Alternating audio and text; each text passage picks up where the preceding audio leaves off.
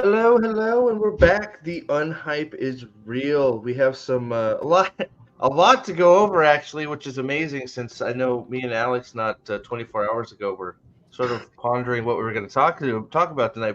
But if you're just patience rewards, right? Patience rewards. But real quick, before obviously you guys know the panel. You love them. We're all here. But chat, we got Jim C's here. Robert Moore, thank you for being here. I know I saw Mules here, and indeed, have you pet a Trolloc today? Indeed, because Trollocs are humans too. Don't forget it. Calendar is here. Fufa herself trip is here. How are you? I saw Gadfly somewhere around here too. Gadfly, thanks for being here. The wielder of Calendar, the first of hopefully many. Doviande Setovius again is here as well. Yeah, and if I missed, Jaden's here, of course. Hello, Matt. You gotta keep those whamming off me, Matt. I'm counting on you tonight. Uh, David Martin is here, guys. Thank you so much for being here. We're gonna have some fun. Well, I guess it will be fun, but not because of.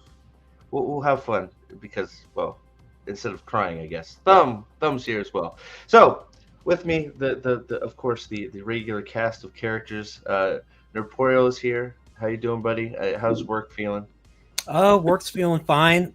I've been listening to our old streams just to help me write this Eye of the World review. So that's my next video. So hopefully you guys I'll get it out within the week. Sweet. Right Looking on. forward to that. Nice. Salty the man has a video out today. Go check it out about some of the watch time. What complications, discrepancies? What would you call it, sir? The profound downward descent after the premiere. It's just, but again, the subjectivity is taken out of it. It's objectively looking at data and what it all means, and at the end, sort of postulate what I think it means, and then what does it mean for season 2? Yeah, season 2 has a much larger budget than season 1 because $80 million wasn't enough to not adapt Robert Jordan. So. True enough. So go check it out after the stream. It's a good video. Thank you. Thanks for being here as always, buddy. Alex, last night was fun. First time in the chair. How's it feel to be on the other side again? I feel more accomplished.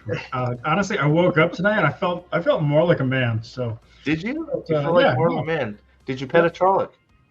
I did not pet a Trolloc, but there was a cat today that I pet. Oh, well, that's better than a Trolloc, I think. Absolutely, Zax! less likely to bite me. Zax. Yeah, that or eat you. Nathan, I'm glad you were able to make it, sir. I know you had some stuff going on. So thank you for being here. I know you're sort of my sounding board this morning, so thank you for that. Yeah. How you doing, buddy? No, it was a good time, and I see the ladies of the Woman of Manethrin are making their appearance after listening to their ragtime soundtrack for the month. Oh, yeah, well, not it's good to see always them that, again. It's always that time of month for the women of That's right. Womenethrin. I don't know. I can't pronounce it, but yeah. So woke up today thinking, we're gonna do a stream. What are we gonna do? And I had a few things, so we're gonna hit those first, and then we're gonna hit the big stuff. The 32 seconds of cringe, as I'm calling it, and then don't forget, Collider made a whole article about it. Colonic, might as well call it Colonic. Collider made a whole video about how Trollocs are humans too. Okay, don't forget, Trollocs are humans too. Okay, it's tough. Yeah. Okay. Yeah. Hit you right. And hit you right in the feels. And if you don't feel that way, and let's say a Trolloc attacks you, or attacks your friend, and your friend gets scared, well, he's a bigot. Well, that we all know that's true. Come on. I mean, what are you talking about? So real quick, because we're gonna let some people. We got 26 in the chat already. Thank you so much for being here, guys. But I wanted to look at something I've been keeping an eye on this, and I think it was Dane actually last night that brought it up because I was looking for something exactly like this to make a comparison. Okay, so I want you to look real close. You got the Wheel of Time trailer right here. Okay. And below and above it, you have Invincible Season 2 that is also on Amazon Prime Video, right? Wow. Well, I wonder if we can. I guess I'm going to go back to the side view for this one because it's a little bit small. We can see it there. So Invincible is sitting at, it's only been, the trailer for Invincible season 2 has only been up for 2 weeks, has 6.5 million views. 6.5 million. Wheel of Time season 2, the most hyped, what are some of the words they're putting behind this? The highly anticipated By season who? 2 of the Wheel of Time has half of what not even half of what Invincible season 2 trailer has. Now we're gonna go inside here. We're not. I saved it at that spot for a reason. That's gonna be for later. This is my favorite part of this trailer, by the way. I'm just. You'll see why later. But so our ratio is still horrible. Okay, you got your 19K up, 13K down, right? Then you go down. You have 1,928 comments. Okay, now remember, this is the most anticipated show ever made. Okay. The most anticipated show ever made. Okay, now let's go. We're gonna take a look, just for fun. Just the other one, right? Where are you? Where'd you go, Invincible? There it is, Invincible season 2, which I like season 1. There were problems, but I still had fun. Wow. 304K up, dudes. 304,000. I never even heard of this show. 11,258 comments. Wow. Brian, you haven't heard of the show because nobody's talking about the show. Everybody's busy talking about Wheel of Prime. I was going to say, without Rafe Judkins flapping his gums on social media, threatening us all that he's going to change more character sexuality, I don't know how this show gets any marketing. I mean, really, how else is this show going to be marketed other than all of us just as being divisive book fans? Well, so like, this is something I was specifically looking for, because I'm sitting here going, I remember, what was it, a week ago, they're going, oh, Wheel of Time hit 3 million views on the trailer, man, it's kicking butt. And this Invincible was something that it's a semi-popular. This is the point Dane made, because I want to give Dane credit for it, because he brought it up. Invincible is a semi-popular comic book run. The first season was pretty good. It had problems. I enjoyed the first season, parts of it. There were parts that were like, but it was a pretty good, solid first season, enough that I'm looking forward to it. Compared to the Wheel of Time, which is a sprawling 14-book, millions and millions and millions and millions of people have read it, and that's what you're getting in comparison. They don't even have 50K interaction.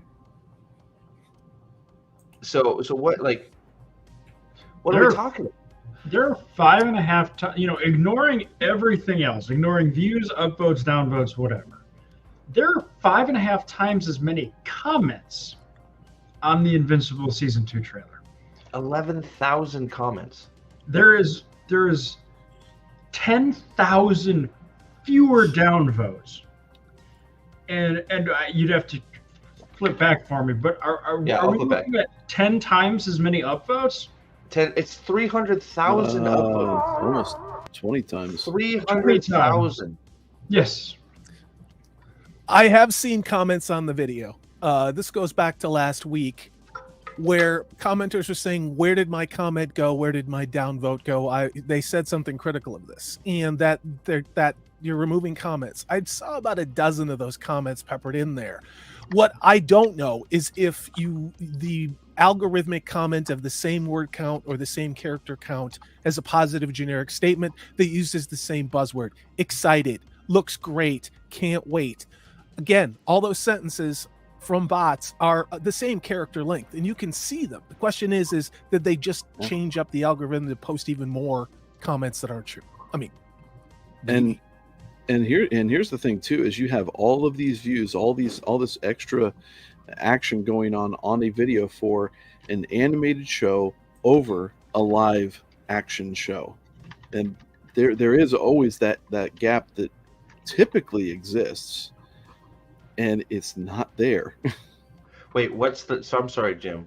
What's the best thing he's ever seen? Invincible or Wheel of Time season 2? It's gotta be. I hope. I already don't watch him anymore. So, I know, Nas. I know, but I hope I should. I actually might be able to play tomorrow morning. I've actually got some time, so we'll see. I hope. Fingers crossed. I just thought it was because I've been looking for this, and thank you, Dane, if you're watching out there, because he just pulled it out of nowhere. He's like, Invincible. I don't even know what that is. It's got 6 million, and it's like, it is a direct 1-to-1 comparison of 2 shows in season 2. One which should be mega popular, which is Wheel of Time, can't get any traction, and one which is mostly unknown property that actually had a decent first season that is killing it. Did anybody look at the Nielsen? Did anybody look at the Nielsen ratings for that show, for Invincible, in the loss of audience over 8 episodes? I don't know. Because Wheel of Time season 1, and I covered that in my video today, lost 45% of its audience from the premiere to episode 8. So is that as bad as what happened with the Rings of Power with non-completion rate? I don't know, but I'm just saying, when you've lost 45% of the potential audience who wanted to see what you were doing in your premiere on season 1, how many of those people are going to come back? Come back other than just like watching a flaming car wreck, with children and nuns trapped inside, just gawking, maybe for the premiere. But are they gonna even hate watch episodes in the middle of season 2? I don't know. Yeah, so the thing about the Invincible was the Invincible didn't make, or Invincibles for its first week, it came in at number 10 on the Nielsen. And then it didn't make any others. But the thing to remark about Invincible is that Invincible's budget for season 1 was like $22 million. Like, oh my God. Yeah, so Invincible crushed it. And from what I understand, the completion percentage from Invincible is like 67%, which is fucking phenomenal. That's sick. That's fucking sick. I mean, it's kind of Conan the Conqueror compared to the $500 million Rings of Power. It makes you think, doesn't it? You don't need to spend a whole lot of money. You just need to write a good story. Well, and that also speaks to actually the passion of the fans that did watch it, because with the lower viewership on Nielsen, and they're getting a lot more engagement from that fan base for their videos than what you would think would have happened with the Wheel of Time. It's true. Oh, yeah. It's true. So, I thought that was interesting. I'm glad we went over it, and it's shocking. I think the numbers are shocking, and just for everything you guys said, Invincible. If you're looking for something to watch, there are a few problems, but overall it's good. There's one character in particular, you'll know her when you see her. Is it like There's no doubt there's one huge problem character. You can't miss her. Is it like a comedy, or is it like no? It's a superhero. It's a superhero comic. Oh, I hate to say this because it's a lazy comparison, but it has a lot of similarities to if you animated The Boys.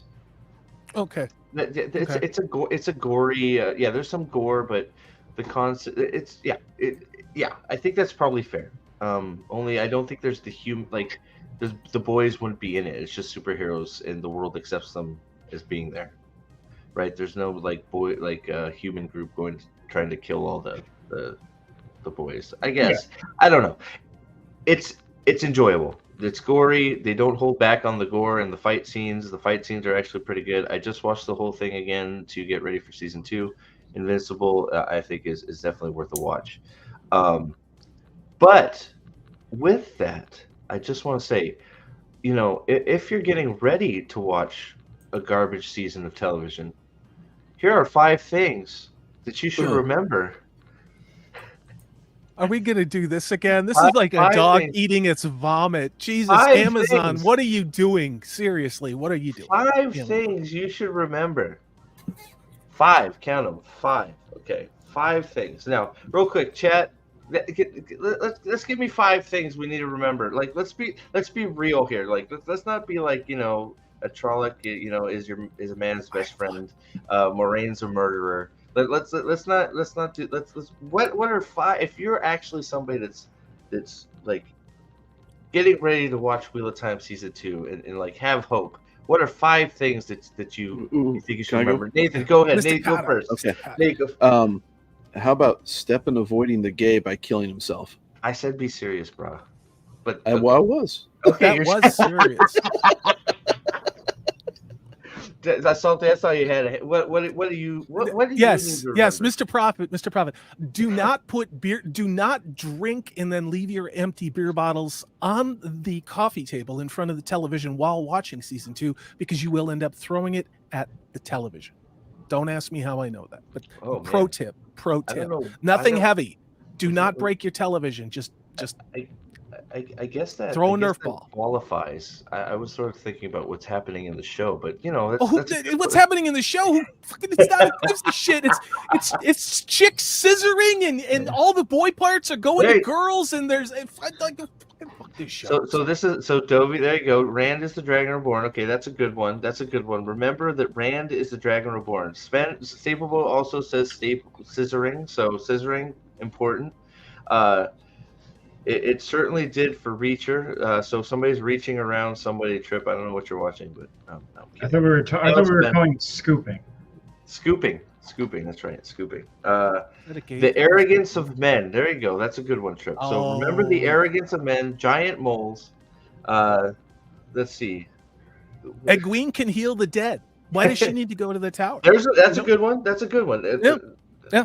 Egwene is so perfect, she doesn't need training. That's a good one. Gadfly says they definitely needed this because their audience was either too drunk to remember or has the memory capacity of a senile goldfish. Well, sometimes being a goldfish is good, but that's only in Ted Lasso. But not multi-headed dragon, ding ding. That's okay. So I got a few good ones in chat. Thank you guys. Flying bag. Moraine got Bam Gaboose. I'll get it eventually. Moraine got stilled or shielded by some guy. I don't know. See, that's another one. Diversity. Very good. And Super Saiyan Nynaeve, Trip, you're always on top of it. Let's see. Mule says, Moraine and Lan knew the Trollocs were coming to the Two Rivers hours in advance and warned no one. Don't trust them ever. I like that. That's a good one, too. So, let's go ahead. You guys keep pouring them out in the chat. You guys are going to be amazed. Woman amount. Oh, there it is. We must remember that our Lord Ishmael truly cares about our children. This is true. God. Okay. I hate this show. Loyal is dead because Rumble Channel. Hello. Thank you for being here. Cheers. Loyal has poodle hair. This is good. Trip, did you watch this twice already? You're on the money here. Okay. Moraine has a tell. And that's good. Okay, let's start it up here. You guys ready? Are you at the edge of your seat? Here we go. 5 things. We're gonna go one at a time, people. We're gonna go one at a time. Oh, no sound. Sound would be good, Steve. You can stream. Here we go. I'm good with no sound. Season 1. Did you hear? You guys, we got sound. Everybody got sound. We can hear it. Yeah, I heard it. All right. Unfortunately, you can hear it. All right, here we go. All right. God damn. The search for the Dragon Reborn begins in the Two Rivers. Wow, that's your number one. So remember, folks, it's important to remember in season 1 that they went to the Two Rivers. Hello, Elena. Okay, so number and then one. they burned it down. Well, they did burn it. They're rebuilding it right now, right? So. Dragon has been born again. Are you it's sure? one of you. There's no time. We leave now. The villagers are... Oh, sorry. I jumped the shark. Okay, here we go. Now we have the mouth breather himself for number 2. Okay, so they've got these. The first 2 are given for the 2 guys to say that have had the least amount of voice acting time on the show. Yeah. Oh yeah. Good Actually, call. You want to know what's crazy? I think Joshua says like 2 or 3 of these. So here we go. Yeah. The mouth breather. Here he comes. The villagers are separated from one another on their journey. Remember, the villagers are separated from themselves in their journey. They never see each other again because they hate each other, and this great hunt thing never happens. Oh wait, sorry. Remember. Hey Steve. Go ahead, Nate. Go. Are the next 3 all things that have actually occurred in the books, just so that they could sit there and pinpoint that, hey, we're following the books? Yeah, I don't remember, to be honest. I sort of vomited and then blanked it. I wouldn't put it past them. It's one of those things. I don't remember. All I remember is sort of going, huh? So number 2, characters are all split up. Okay, here we go. Number 3. I'll find you. I'll find I'll you. find you. Are we so? I'm so glad we got to see that a little bit. I'll find you, dude. Look at that. Hold on Why a is- second. Look at this. Can somebody get? Ooh, Wow. look at Elaine. Man, God, That is that's the definitely costume Can you the just department. can you just zoom in on her? Holy Fuck all those other shnikes. clowns, Hold please. on a God. sec. Let's be misogynist a little bit. I feel so fucking gay right now. My response is going to be, why is Perrin fat and his shirt still not fit? his Wow. mouth is closed. There we go. Ish. Let's see if I. He Let's looks see, like, pissed I as think- I don't fuck. think Like, he's really close. very. What's going on with what's under his arms? It looks like he's got sweat stains or something like that. Like his Holy like tatas, pussy Batman. failed. Look, my God. What's You guys are going looking on? at Perrin? Man, Oh, hello! Wow! you don't see it? Oh, Look I at see it. Elaine. Holy Yeah. shit. God damn. Okay, sorry. I'm She looks- surprised Rosamund Pike's Wow. old ass was comfortable sitting next to her. Well, look Like- how like- far they are apart. So you get to look at Perrin's junk. You know, you can't tell me. You cannot tell me that was not deliberate. Okay, at all. She is actually farther away. Whoever set this shot up, there's a reason why they didn't sit them close together. You can I- absolutely tell that. I mean, Absolutely. I and do then have they to say- cheated out. They cheated her out. They cheated her out for some reason. It's weird. Yeah. Sorry. Go ahead. Yeah, I mean, you could have put all 5 of them in the middle, and they put the one black guy like front and center, just surrounded by all the whites. Like, I wasn't sure what that was No. about. Well, what I love is there. Donald Glenn reads the third one, and he doesn't get a close up because everybody's going, "Who the fuck are you?" Look at this motherfucker! He's stoned off his ass. Blocking. This blocking. Look at his face. This blocking is terrible. I would have. Yeah. I mean, who in the right mind would? From my theater experience, again, you know, it's what you would never ever put people like that He's- in a close-up scene Dude, like that. I mean, I'm it sorry. looks The terrible. guy playing Matt is correctly displaying the darkness that lies within Oh, Matt. You're right. He's in character. He's being like, what's his face? That one dude.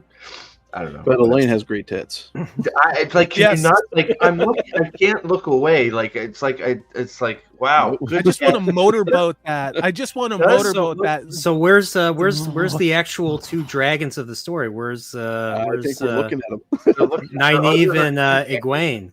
Oh, Left you and mean right. those? I thought you were talking about underneath her jean jacket. Yeah, Sorry. I was gonna say they're between the jean jackets. What I do have to say is Elaine is in character too, because she looks like she could give 2 fucks where she's at right now. She looks Oh. totally pissed off to be here. So actually, I'll give him that. Good casting. Gray.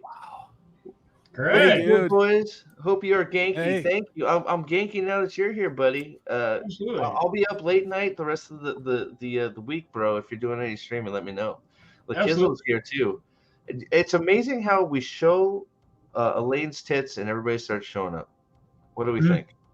Absolutely. Yeah, That's gonna be my next thumbnail. it brings all the boys to the yard. Gray, that Conan video you did was something else, man. That was great. Good job.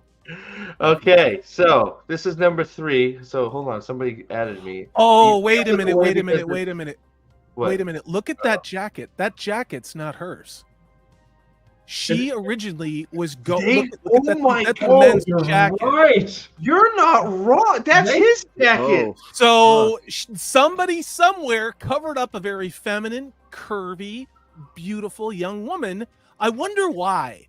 she looks So she's pissed. showing Why me do you the- think that is, Rosamund? Rosamund, are you okay with the young, beautiful, large-breasted girl next to you? I You can't. can't. not? You can't have. Yeah. You can't Somebody have. give You her can't a have the jacket. male. Perrin's jacket. You can't That's have. why. The, Look. Go ahead. Yeah. you can't have the male gaze. That's all it is. Well, But no, but you're you at- can tell. I mean, It's, this it's, is it's bullshit. considered outdated now. No wonder Well, Perrin's no, it- pissed. He's the only straight guy in this photo, and they took his jacket to cover up the tits. I'd be pissed too. Yeah. I Yeah, can't- that's no, why but- Perrin's shirt looks like shit. I'm pretty sure Perrin was wearing that jean jacket. If you look at the size of the sleeves, it that looks seems really to big. make sense. No, But that's what you're happened, 100% right. And that's why look at Elaine's face. She looks really. She's got that. And you know what I mean? Like if your girlfriend ever has that look on your face and she says everything's fine, and it's not, and she's gonna kill you. You know what I mean? She is snippy and pissed off as hell. But like as soon as you point that out, it's clear as day. She came in a low cut top, looking hot as fuck, and they said you're. Well, she looked like a normal woman. It was just like she's a starlet in Hollywood. Okay, she has the body she does. Why does a woman have to apologize for that? Brett, her face isn't selling anything. Like they gotta stop covering up her best attributes here. Well, she looks pissed off, and you can see it in her face. That's the thing, is that tension is there. Yeah. Oh yeah, 100%. As opposed to Rosamund Pike with her triple Botox treatment. Yeah, and Matt is stoned. Perrin's pissed. Rand is like professionally bored. I can't. Jesus. Yeah. Okay. Wow. Okay. So we better get. You're just man. I can't believe it. Okay. Number 3. They couldn't give Donald Flynn his own thing because nobody knows what character he's playing. Here we go. Number 3. Things to remember. Don't off his ass. He couldn't read off a cue card. Dude, that's Johnny Depp's stunt double from the Pirates of the Caribbean. That's who that is, man. I don't know who this actor is. He does have droopy eye a little bit. You're right. Here we go. Number 3. Self-proclaimed dragon reborn is found but proven to be false. We captured. Logain is not the dragon reborn. No. Oh my God, you're right. Yeah. So it was remember. It was in the book. It was in the book. Remember, Logain is not the dragon reborn. Because it's important. It's not. It's important. Are you sure? I mean, isn't everybody the Dragon Reborn? Well, there's 5 of them. Series. There's 5 of them out there. Unless you have a penis. Unless you have. Talk about one of the most useless facts that you could give about this show. I mean, yeah, Dane in the chat says it perfectly. The number 3 thing you have to remember is that the false dragon is false. It's 100%. Right. Remember, false dragon is false. Right? Nailed it. A man of many words. Thank you, Dane. Moving on. To the man calling himself the Dragon Reborn. A man. The group. Okay, there it is. All right, let's just sit and enjoy it for a minute. This is not 1983. We're not watching Falcon Crest. Like there is no way that she wore that. That's her jacket. No way. And not if there was, if it was my stylist, I would throw him down a flight of stairs and then urinate on him. But I don't get what they're going for here. I really don't think that's what she wore originally. I don't. I think they're 100% covering her up because of Rosamund Pike. Of course they are. 100%. Because they couldn't put a bag over Rosamund Pike's head, so they had to cover up her. Exactly. You know? They covered her up. But okay, I'm moving on. I think I'm in love, but let's move on. Okay, go ahead. Reunites at Tarvalon, and Moraine leads them to where the Dragon Reborn will be revealed. So remember, they go to Tarvalon, and Moraine takes them to the place where what the fuck kind of sentence is this? Hold on, well, let's read it back. I think I fell out of love really quick. Like holy shit! Like let's listen again. Listen to this sentence. She doesn't have to talk. That's a bonus. Okay, let's be honest. All right, here it comes. Let's listen to it again. Like what the? The group reunites at Tarvalon, and Moraine leads them to where the Dragon Reborn will be revealed. Oh, wow! They screwed that one up. The leads them to where the Dragon Reborn will be revealed. What kind of fucked up point is that? On like, it's just like Dane number 4 is not from the books. Yep. Did Rafe Judkins just phone that in? Was he literally like on speakerphone screaming no, it's not that? her fault. It's not her fault. It's not her fault. It's not her fault at all. I think she's actually cast very well. I'm interested to see what they give her to do. Hopefully she can act. Not that the script will help her. I just don't let this. Remember that they go to Tarvalon where they shouldn't be at, and then they leave, and Moraine takes them there. It's like, okay, I'm glad thanks. I have a legitimate question. Why is Rosamund Pike always in a goddamn bathtub with some ugly woman? And why can't she be in a bathtub with Elaine? If we're going to break canon, why can't Elaine be in a bathtub just as much as Rosamund? Second that. She's going to be gay. Elaine's going to be gay, you think? Maybe. Probably. Of course she is. Avienda. Unless Avienda. Avienda's Oh, a parent. Yeah, they're gonna be sisters. All right, let's go. My Number, wife will so take that's them with you number to the 4. island. Do you guys remember season 1 really well now? This we're through like.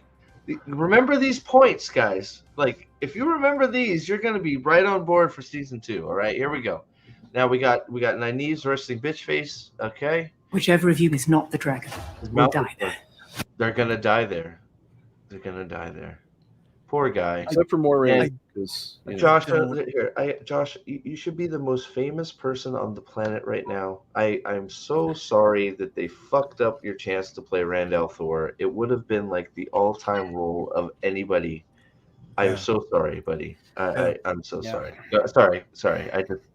It pisses me off. It's so like this kid should be like world famous 5 times over because he's that's playing right. that's the thing about entertainment now is that they instead of elevating younger actors to play iconic roles, instead what we're seeing is they're bringing back older characters just as dressing so that they can promote agenda and everything. I mean, look at Star Trek. Look what they did to Star Wars. I mean, seriously, like this is terrible. Like, people in this generation, our generation, should get the chance to have iconic roles.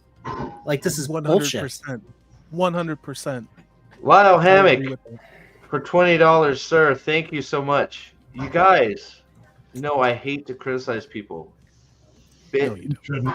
But my God. But my God. The Brave make this because he realizes they have cultivated an audience as stupid and shallow as they are, and they have to tell them the basic stuff.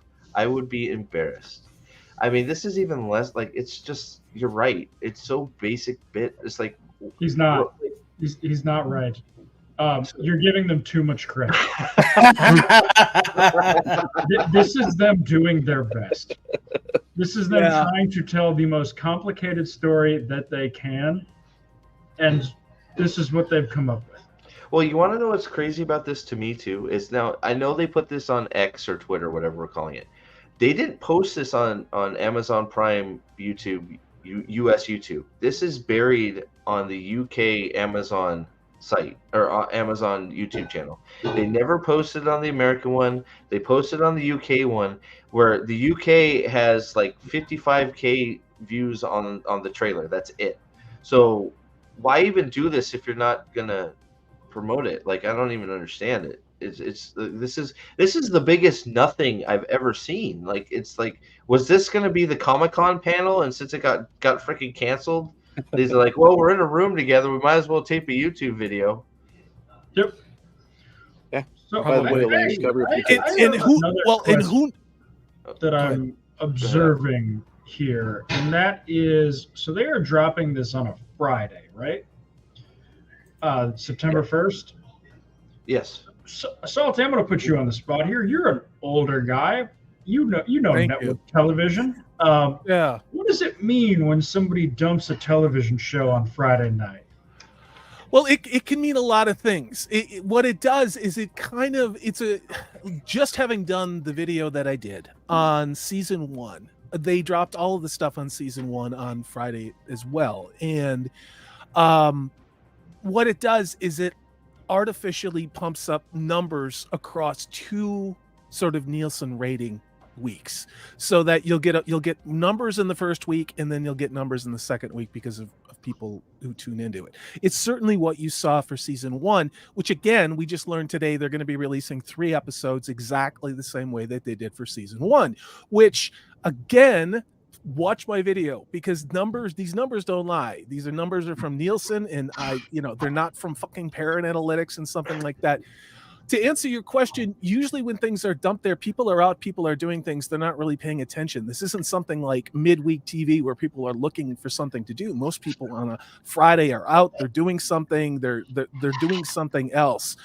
That's typically what it is. Now, it wasn't always that way. Back in the 70s and 80s, that would be the night that a lot of your prime time TV would be on. In the 70s, you had Dallas, you had the Dukes of Hazzard. Yes, these were big shows back in the day. That's old salty. Easy Dukes, brah. Come on, dude. Talk about some knockers. But I do have to say, I'm glad you said it. So it is official, by the way. We're gonna get to that, the 32 seconds of cringe here in a sec. But three episodes on Friday the 1st. I was afraid they were gonna dump all 8 at once, so they're not doing that. So that's gonna be good. But are you guys all just? I know you can't contain your excitement waiting for the 5th thing. Number 5 to remember. Number 5, 40 viewers, and you guys, thank you so much. We're gonna get into some even worse shit here in a minute. Oh my god. Here we go. Are we ready? Number 5. Ryan fulfills the prophecy as the Dragon Reborn and battles who we think is the Dark One at the Eye of the World, signaling a larger war to come. What? Is that a mouthful or what? Lady B makes a run. He comes in, gets disgusted, and walks away. Can we do closed captioning? I'll put the closed captioning on. Yes. And I'm not making fun of his accent. I just don't think that anybody who knew English wrote that sentence. Yeah, it's a terrible sentence. It's horrible. What prophecy? There was no prophecy. What the fuck are you talking about? All right, here we go. Ryan fulfills the prophecy as the Dragon Reborn and battles who we think is the Dark One at the Eye of the World, signaling a larger war to come. This wasn't the last battle. There you go. I have a question. Thank you. Go ahead, Thank Alex. you. I think Holy we all have shit. questions. What the fuck? Which prophecy? That's exactly what I said. What prophecy? There was no prophecy. There were no prophecies. A chubby asshole who lost survivor shall come forth and destroy your favorite intellectual property on streaming. So saith Nostradamus. I think it's actually in the Nostradamus Codex in there. If you look what kind of word salad is this shit? Like, hold on, line by line. Rand, where is it here? Let's get to it. Rand fulfills the prophecy as the Dragon Reborn. Okay, what prophecy? You never said there was a prophecy. There was no prophecy. So, wrong. That was never in the show. And battles who we think is the Dark One at the Eye of the World. Yeah. Thank you for that spoiler, by the way. Love it. Big fan of that one.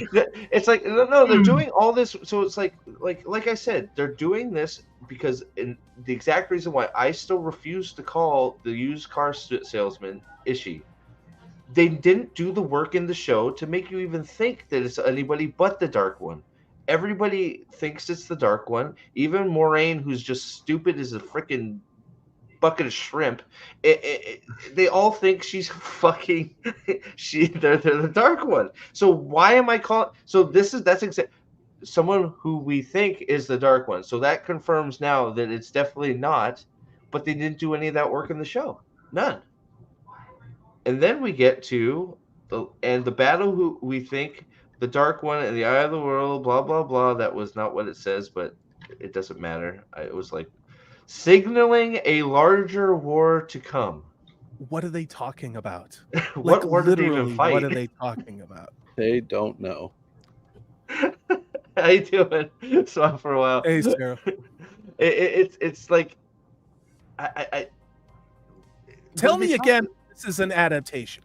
Tell me again how this is so faithful to books. About 70% of book readers who've read all the books think that this show is equal to or better than what Robert Jordan wrote. Oh my god. Hold on. Now you're all caught up. Watch The Wheel of Time Season 2 only on Prime Video. Look at her face. It doesn't move. All the Botox. Look at it. Just her lips moved, like her cheeks, her eyes. I'm not trying to be an asshole. Look at it. It looks like a deep fake of Rosemary. Now you're all caught up. That's what happens. Now, real quick.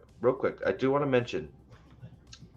Did anybody hear anything about this thing, this object that is quite important to the plot of a certain book called The Great Hunt? They didn't even mention that. They didn't mention any of it. No, so none of it. Don't remember. Patton Fane stole an item of great importance. Even if it's how does what you just showed, even for your show, we all know it doesn't look anything like the books, but even for your show, how does what you just presented help me get caught up for anything? I still don't know what the fuck is going on. Yeah. Am I wrong? No, there's no way to know what's going on. That is giving Cliff Notes, Cliff Notes of the Cliff Notes of the Cliff Notes for something that is also semi-unrelated to the show. I mean, it's bad. There's nothing in there that builds you up for second season. Sorry, I am making a poll. Here we go. So there you go. Poll is up. Go ahead, Alex. So they mentioned two characters. They mentioned Rand and Moiraine. So wait. They mentioned the guy that you thought was a guy, but wasn't really the guy, who might be another guy.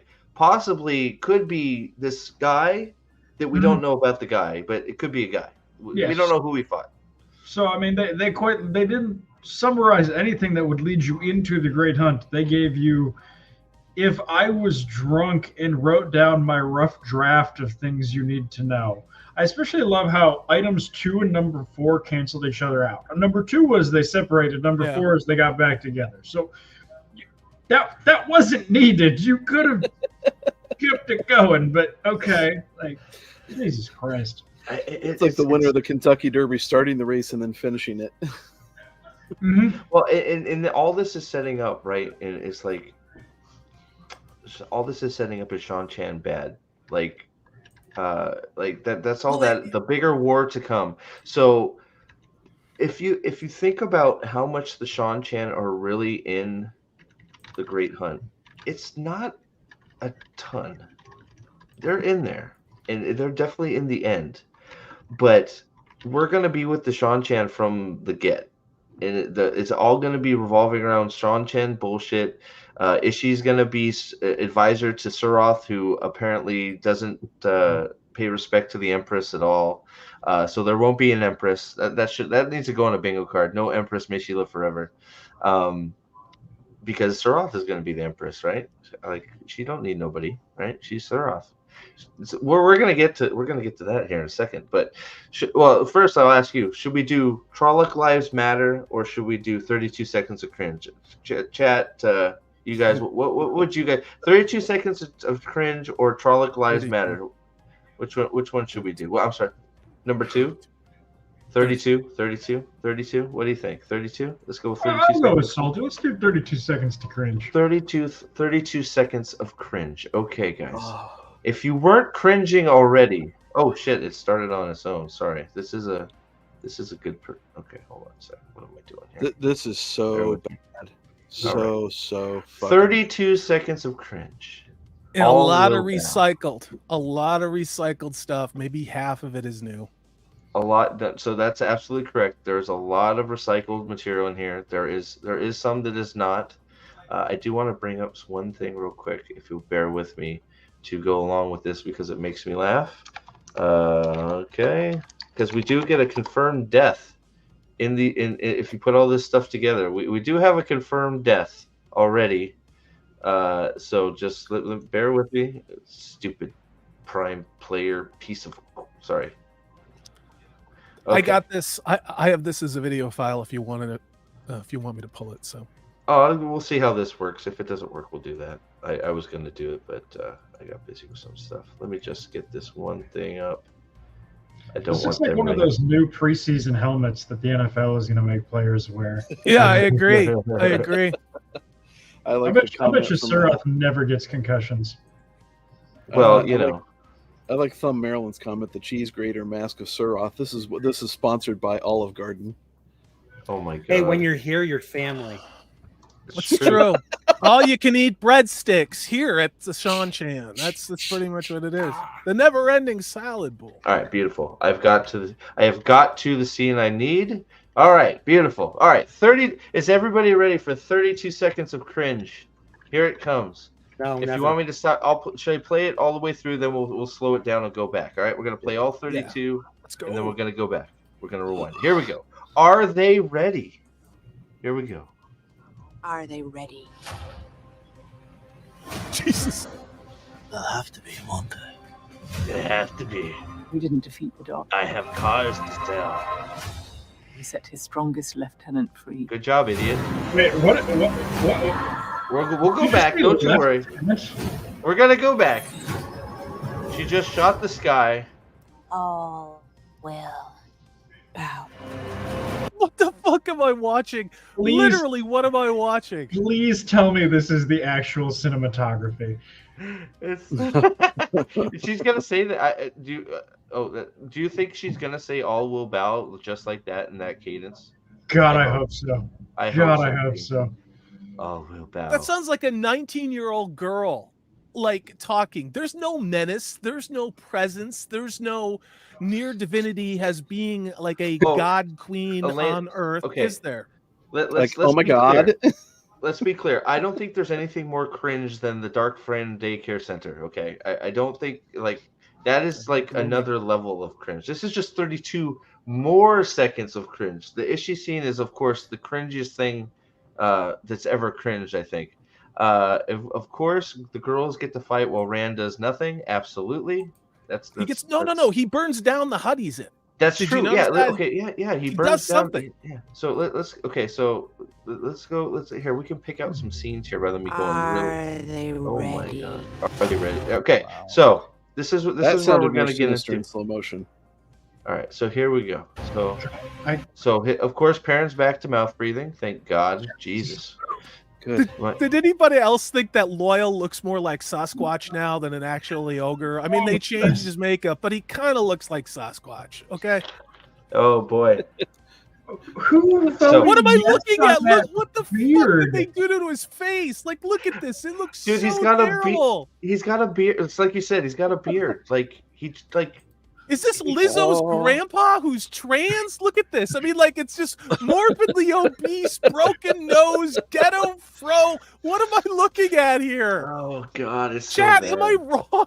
What is my Loyal has 3 nostrils. boy. Does he have 3? It looks like it, doesn't it? It does kind of. No. Rafe Judkins seriously sat down and went, "Find me the black person with the widest nose possible." Wow. And put him in a dirty button-up shirt with suspenders to make this look even more on point. Right. Oh my God. Is Perrin going to be playing Huck Finn? Like, what are we doing here? It looks like a Mice and Men, or like he's about to be. Mark Twain story. You know, he's about to become a Sean Chan slave. So yes, absolutely, it's 50 years of Loyal. I love the blonde highlights in his. I love the blonde highlights in that fro. It's gorgeous. All right, so here we go. Here's my $10. $10 says when he starts doing his singing, when he starts singing the trees, he's going to start singing the Camptown Lady. Oh no, it'll be Mariah. So hold on. This is my favorite part of this 32 seconds because here you go. Okay, so Uno is going to be an Uber Chad and stand up to these people and be like, "Fuck you!" And then what are they gonna do? Hold on. What are they gonna do? They're gonna make them bend down. All right. There's the last time we see him there, and then wait for it. Here it comes. I'm gonna bring up the other screen, and then they are going to kill him because he is there, dead on the ground. Oh, good catch. He's dead. Uno is dead again. Okay, first of all, Smile a While for me has a dead actor. The Ogre chant is definitely going to be an African tribe chant. No chance that it's not. Yeah. Second of all, I cannot get over that that fucking Uno is 5'2". Like, right. Well, he's dead now. It doesn't matter how tall he is. He's dead again. No, Alex, get it right. It's 5'5" with the top knot. Regardless, he's a fucking manlet. Like, Amara de Australia, thanks for being here. They won't pass up an opportunity to cast a non-binary Tuon who is described as a girl with a young boy's body. I don't think you're wrong. I think because girls can't be willowy. Uno dies twice. I have a theory. I have a theory exactly the person who Matt would fall for. Uno is the creator, is my theory, because he keeps reviving himself. He's fucking they're going on with their bullshit, and he's just laying in the middle. Hey, is it safe to is it safe to ask if so as far as I'm concerned, Uno's still alive? Yeah, He is. Yes, in the books, he is. He's very much alive. Yes. I was gonna say, Brigida's got a hard on for him. Like, yeah, he's dead again. Rafe Judkins warned us. Judkins warned us. He said he couldn't wait to kill surprising characters that wounded book readers deepest in their heart of hearts. That is, I am not engaging in hyperbole. The showrunner said that before this season was made. Now here we are. I laughed my ass off when I saw this because I remember we were laughing about it. It's like, is Uno laying there dead again? And then they show this. He stands up, looking all like tough, like I'm not gonna do what you say. Like, look at this face. Like, look at this. I'm gonna fuck you, bitch. And they're like, oh, you're dead. it's very important. And we've had like 3 instances of this in like the first 3 seconds. Why does every actor in the show look directly at the camera? Good question. Also, I find it highly problematic that the only character that seems to be standing up for themselves is Caucasian. Meanwhile, you have Loyal and Perrin kneeling on the ground. Just want to point that out. Did anybody think about that? Just putting it out there. Jesus Christ, they had all the bad guys meeting at the Star of David building. Like, I mean, yeah, dude, good point. Yeah. I also got the impression looking at Uno looking upwards at people. I just had this image of Spud Webb looking at Shaquille O'Neal and saying, I'm gonna beat your ass. Wait, this right here? Hold on, I'll go back to it. Here you go. Yeah, right there. Right. I mean, Spud Webb, 5'5", Shaquille O'Neal, 7'2", and who's gonna school who? Why has Uno never done a push-up in his life? No. Like, all right, I'm having too much fun. But go back to Loyal. Tell me Loyal does not look even more like a bad Tina Turner drag. Like in this shot, it is appalling what they've done here. It is appalling. Well, so I was gonna say I wonder if what I'm saying? Oh yeah, he looks terrible. Loyal beyond the Thunderdome. That's what it is. We don't need another hero. I was like, so is this where, so I'm assuming, this is my prediction, this is where they kill they're going to kill Uno, they're going to cage Perrin, and apparently Messima, because he's looking ill-tempered in the background a lot. And this is where, is this the village where Aviendha is going to come in and flippy kick everybody to death? Fuck yeah, it is. Hell, fuck yeah, it is. I can't wait for flippy kicks. I'm so excited. All right, so back on your knees, dumb male who stood up to me with my fucking Louisville Slugger. Wait a second. It's the Louisville Slugger. The Louisville Stop Slugger's pointing back. out that, dude. We got to zoom in on this. I've got this. Let me see if I can manipulate it and zoom in. Yeah, hold on. It's back. The Louisville Slugger is back. Is he holding it in the version where Uno is looking dead into the camera, or does he have an actual weapon in that one? I'll go back. Let me see here. No, it's on. Oh, it's off screen. You can sort of see it. They put little little spikes on it. They put little nubs on it. Like, put spikes on it, you pussy. Like, what the hell? Take me. What are you trying to not? I downloaded this. I downloaded this in high def, so you should be able to see it a little bit better. There it is. There you go. Louisville Slugger, baby. Yeah. With little nubs. They couldn't put spikes on it. They put nubs on it, though. But you know. This is a baseball bat, ladies and gentlemen. This is definitely a baseball bat right here. Well, isn't this supposed to be Earth, basically, in the far future? So wouldn't there be baseball bats lying around or something? It's wood. Wood has a tendency to decompose. I mean, I'm not a biologist, but I know what you're saying. It's not an aluminum baseball bat. Okay, here's the worst argument. It's a fantasy, Salty. It's a fantasy. Maybe bats just magically lie around wood. Wood does not freaking, decay over thousands of years. Don't like it. Don't watch it. Stop pointing out all the things that are wrong with this. You're a divisive book. It could be an aluminum bat. I love how the reporter was taking the Twitter stance, the X Look stance. at this bullshit. Look at this.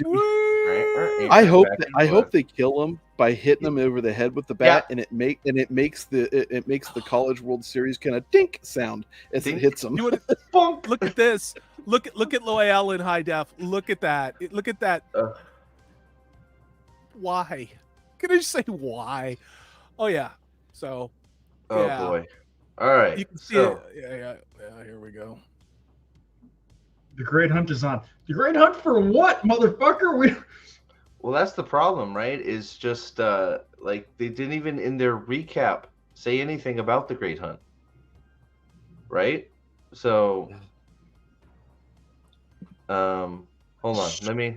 Stop spoiling your own show. Like. We'll jump out of mine and go back to yours. I can't. We're gonna get to this scene. No, we're gonna get there. This is the preview. We have lots to say. You got the baseball bat. Hit her with the vibrator. This is 3 seconds into this. Okay, so Uno's death scene. There you go. The same freaking footage they've shown 18 times of them riding down the hill. We have a used car salesman trying to sell some cars. He's doing his dance moves again. Dance party. I'm getting the Little Mermaid vibes, like he's cosplaying Sebastian the Crab. Look at that with those claws, Like he's dipping hardcore though. Look, he's under the sea, you and me. He's got some dip in his lower lip, that's for sure. Yeah. So they've taken Negan's bat. They've taken Troy's breastplate. They've taken the nails. They've taken the nails from the female version of Barbershop. So what else are they going to take here? Who fucking knows? Like here, I'm gonna keep my eye out for it. So, real quick, that was a fantastic joke, and you deserve way more of that. Your delivery was too deadpan. Like, hey, wait a second! I came back. Thumb, Maryland for $5. Thank you, Thumb. Cheers. Hey, maybe they're going to recreate the casino baseball bat scene, and Uno is. Oh no! Yeah, and you know where those bastards are from? Chicago. Oh boy, why not? Why not? Like so. In Chicago, right? Like, I really have to. I really have to ask. Do we think this is the boar? God, I hope so. Do we think this crag here? Do we think this is the boar? Is she gonna? Is this where? Obviously, this is where he's gonna go revive. Not Lanfear. But do we think they're going to call this the boar or something else? Miss Martin Muse is a member now because of Salty himself. Thank you, Salty, again, very much. You didn't have to do that, sir. Thank you. We didn't defeat the Dark One, but now we're in a cave that looks a lot like the fucking ways. So I mean, the problem is you say no shit, but this is a spoiler for their show. Like, I know. You left episode 8 thinking I don't think they even know. I think somewhere along the lines they said, you know what, nobody really watched this goddamn show anyway. Well, let's just make shit up to try and get people back for season. So wait, I want you to explain. So go ahead. Why is this a spoiler for their show? Hit it. Because the dumbasses here think that they killed the Dark One in season 1. Like that's what Rand and Moraine thought. Yeah. So Alina Duncan is Duncan is right. She says they don't care. Oh no, they don't. Absolutely, they don't. Yeah. That's why this is fun. We know that they don't care and they don't know what they're doing. Not at all. But yeah, I think Moraine. It looks like Moraine's going to have that epiphany immediately, and Rand is gone. So Rand is right. Like I don't know. I mean, was it the comical cartoon Joker grin that he gave as he was getting disintegrated with the Kamehameha attack? Like, Now, that was actually a flashlight, a little God. night light that they shined in his face, and I'm going to credit Amanda Minethrin with that because that was his take. Wait, that's the bisexual Angrail, right? Anybody That's that right. wants to can right. Okay. So is this? Do we think this is Carrion? No, Carrion? that's Tarvalon. Is it? Yep. There was I read something that said that. They cut it. This is a cut down 4x3 or different scale. They cut out the tower, which was probably on the right side. Okay, so this is a shot like from the tower or something. Okay, Yeah, that's dumb. At night, probably when what's her face is leaving the. Yay, town. more Tarvalon. It just looks like a garbage fire. Did anyone else think that? Like, what is this smoldering like pile of garbage they're focusing exactly on? what it looks like. I thought it was kind of like a little burning bush at night. Yeah, it doesn't. I don't know. I don't know. In Tarvalon, I'm sorry, Salty. I didn't mean to interrupt you, but this is not how I picture Tarvalon. But I don't know. Maybe it's because it's dark and you can't see anything. I don't know. Sorry, what were you gonna say, Salty? I apologize. Oh no, I was just gonna make a joke about burning bushes and the actress who's playing Elaine. So. Ooh, hello. Yeah. Okay. I didn't need to make it, but I did. Sorry. So, there you go. I should have shut up. That would have been so much better than what Dude, I know, right? I'm gonna make fun of like pubic dude. hair. Anytime we get to talk about Elaine's actress's breasts, I'm there. Like, we should actually do that. We should become the biggest pro Elaine actors fan club. I'm there, man. Really over the top of it with it. I'm gonna make a video about how she's the best cast actress in this whole show, and she's my favorite. And the whole video is just gonna be close up on her titties. That's it. Watch her character be the biggest SJW out of all of them. Watch. I don't care as long as she's wearing those low cut tops. We're good, man. Right? I mean, maybe. I don't listen to women talk. You're probably right, though. I mean, it is Elaine, Salty. So, so we set his strongest lieutenant free. So this is obviously right after. Yeah. Set his strongest lieutenant free. Rand Yeats. Why Okay, here we go. Say lieutenant. Am I the only one that's hearing this? No, yeah, I heard it too. I heard it too. Isn't that British for lieutenant? It's at least how they used to. It's at least how they used to refer to lieutenants in the British naval boats. Well, I mean, you got laboratory, laboratory. You got laboratory, laboratory. You got aluminium. Yeah, so many wrong ways to pronounce stuff. Color, labor. They're spelled with a U. They're all sorts of weird. See, that's a good reason. I'll take the L on that one. I did not know that. What? But Davesy, dude. So Elena's right, British too. But yeah, I would say left and right. We'll just say left and right, Davesy, dude. That's why she's my favorite. Okay. But in the show. But Robert Jordan was an American. This is not Tolkien writing in Middle Earth. So, an American writing an American book, it would be lieutenant. Okay, and I know that's kind of a bitchy thing to do, but I'm just gonna say you can play this game, but it's lieutenant. It is. All right. Well, Lan is in his perpetual state in this image, utterly confused. That's gonna be Lan's character. Why wasn't that something that we got caught up with?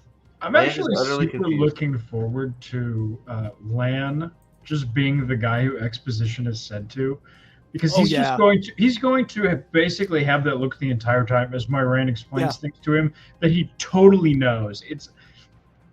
It's going to be a low key great thing that I'm looking forward to. Yeah. Steve. I'm having too much fun. What did I miss? Okay, he's just messing with the video, and can you imagine, just take out all the special effects? I want to actually see them actually act this shit out without it actually happening. Oh, absolutely! I mean, it's got to be fucking hilarious. Look at her pull her skirt. Watch her arm. She's actually pulling her skirt out in the absence of CG. Oh my God! She grabs and pulls it forward. Watch it. See? Wow. Good grief. I don't know having why way the too show much doesn't fun. win Emmys. I don't know why the show doesn't win Emmys. Oh, this is my favorite. Let's go ultra slow mo. Here we go. Yep. So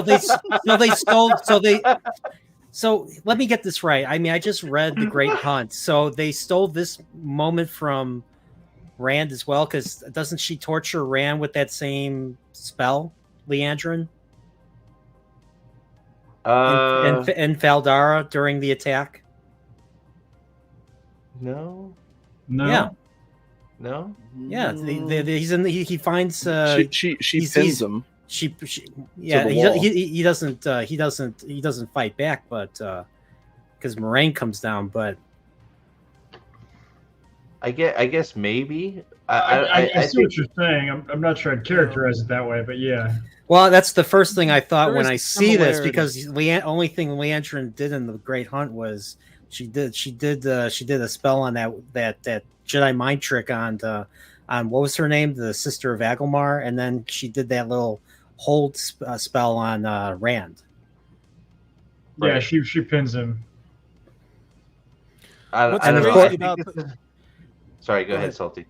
No, I was going to say, do you think this is what they're going to do as a substitution for all the time that Nynaeve spends trying to work on her block, like being seasick on a boat and other things like that? Like, who has time to develop character and show that she needs to work on her block? Like, it's just going to be this. Like, it's going to be this made-up scene. Well, part of me wonders if this. Jane is right. This is them replacing Sawan on the boat. Okay, that makes sense. You Yeah, think? I didn't even see that comment. So do you think this is a lesson, or do you think this is her trying to get over on Nynaeve to take her to a certain place? The more boring suggestion. The lesson. Yeah, it's the lesson. The one that makes the least sense and is the least entertaining. That's right. Because in the book, she turns around and responds back at Swan by wrapping her up, and here all she's going to do is yell back at her. Well, she's going to do this. Ready? She's going to do this. In super slow-mo, crying, and then wait a minute. I can't believe this, because she doesn't have the big Rasta blades. I was going to say, how come her fucking in the big dreads are light flying up? Yeah. I was promised flying dreads. Yeah. Yeah. This is That's so right. dumb. She's weaving there too, by the way. But she cannot cast No Worry, No Cry without those braids. No woman, no cry. I hate this show. oh my gosh. Like, I was just talking to Nathan about this. The fact that they don't understand that now this is them trying to work the whole anger block thing, and they don't understand that being angry doesn't involve having to yell. You can be angry without shouting. It took a whole bunch of different she just had to be mad in her brain, and she could channel. That's all there was to it. She could have talked to her braid. Well, Amber, wait. Hold on, Amber. But we can't do that. She's got a robe on. She's been cooking, so she's got a gray robe on. So that means she's accepted, right? Is it this the? I don't know. I'm being an ass. You're right, but like I'm assuming. I don't know. Do you think they're going to make her be a novice before they make her do the trial? I don't think whatever they've given makes it the any least thought. amount of I sense. think they stuck Nynaeve, Egwene, and Elaine all in the same spot just for the sake of convenience. Isn't that sexual harassment? I think it depends if she liked it. I think. Yeah, is Leandrin appropriate, or is Leandrin attractive enough to get away with sexual harassment in the workplace? I don't know. Shy, I would never imply that. You know me better than that, I think. Well, in all honesty, Alex, the only one that's attractive enough to get away with sexual harassment on this show is Elaine Tracan. Oh, absolutely. Okay, Elaine is a hands-on. Yeah, boss. and the only chick in this show. Hell yeah, we should pin Elaine to the wall. Oh wait, sorry. Elaine can pin me to the wall. She can pin me to the wall. You heard it here first. All right, so there is Leandrin's stunt double hitting the wall. In some sort of weave, apparently she wove air with her mouth open. Oh, that looks weird. But okay, now we're gonna go to Rand burning down his house because, well, I love how I just can't see anything. it's all dark as heck. It's too, all isn't all it? dim. all I mean, dark. thank you, Game of Thrones, for starting this trend. You know. Yeah, it's all well. Yeah, no. That let me go back because this is inside in Tar Valon, which is supposed to be like this white gleaming city of and you can't see anything. Like I can't get over what is she channeling, by the way? Like I can't get over it. What is she channeling? Like she's not weaving anything, and then she nukes her again. It's like, can we stop this shit? Why? They did this in season 1. They gave themselves permission when she did the bullshit thing where Lan's throat was cut, and then she just got to yell. She's got to yell and have a big explosion of dreadlock Rasta white light, and then everything's fine. So now they're just that's going to be her thing. She just yells. That's it. Well, it's going to be there because they even showed that in the trailer, right? She yelled and she did another bubble, because I remember being like, "Oh, great, another healing bubble from Nynaeve because she got mad."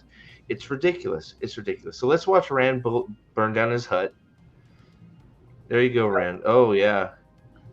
I will instantly change my opinion on the show if after going Super Saiyan, Nynaeve just turns around and just says like, "Shut up, Krillin." Like. And flies away. Yes, absolutely.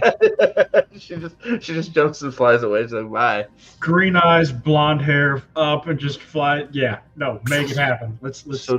So do we think this is going to be the extent of Rand's channeling in this? Him just fucking up and not being able to not attacking anybody with the power, burning stuff down. Steve, you had talked about this because there was a scene that was all smoky. It was a still that we got of it looked like wherever they were burning down. So do we think Rand burned down the shanty town outside of Kaikian? I forget what it's called because I'm on the stream. And then that's how Forgate. That's how Rosamund Pike and not Lan find him, because he's burned the town. Burn down the city? Wow, that sounds so probable. I think you're, yeah. Dude, I mean, I'm not even trying to be funny. It's so stupid. That's the only thing they probably could do, right? Nope. Mm-hmm. I think you crushed that, because I've been sitting here pondering, how does Rand get teamed back up with Moiraine and Lan for Kyrian? And I think you got it. I think he ran to Kyrian and burned the fucking house down.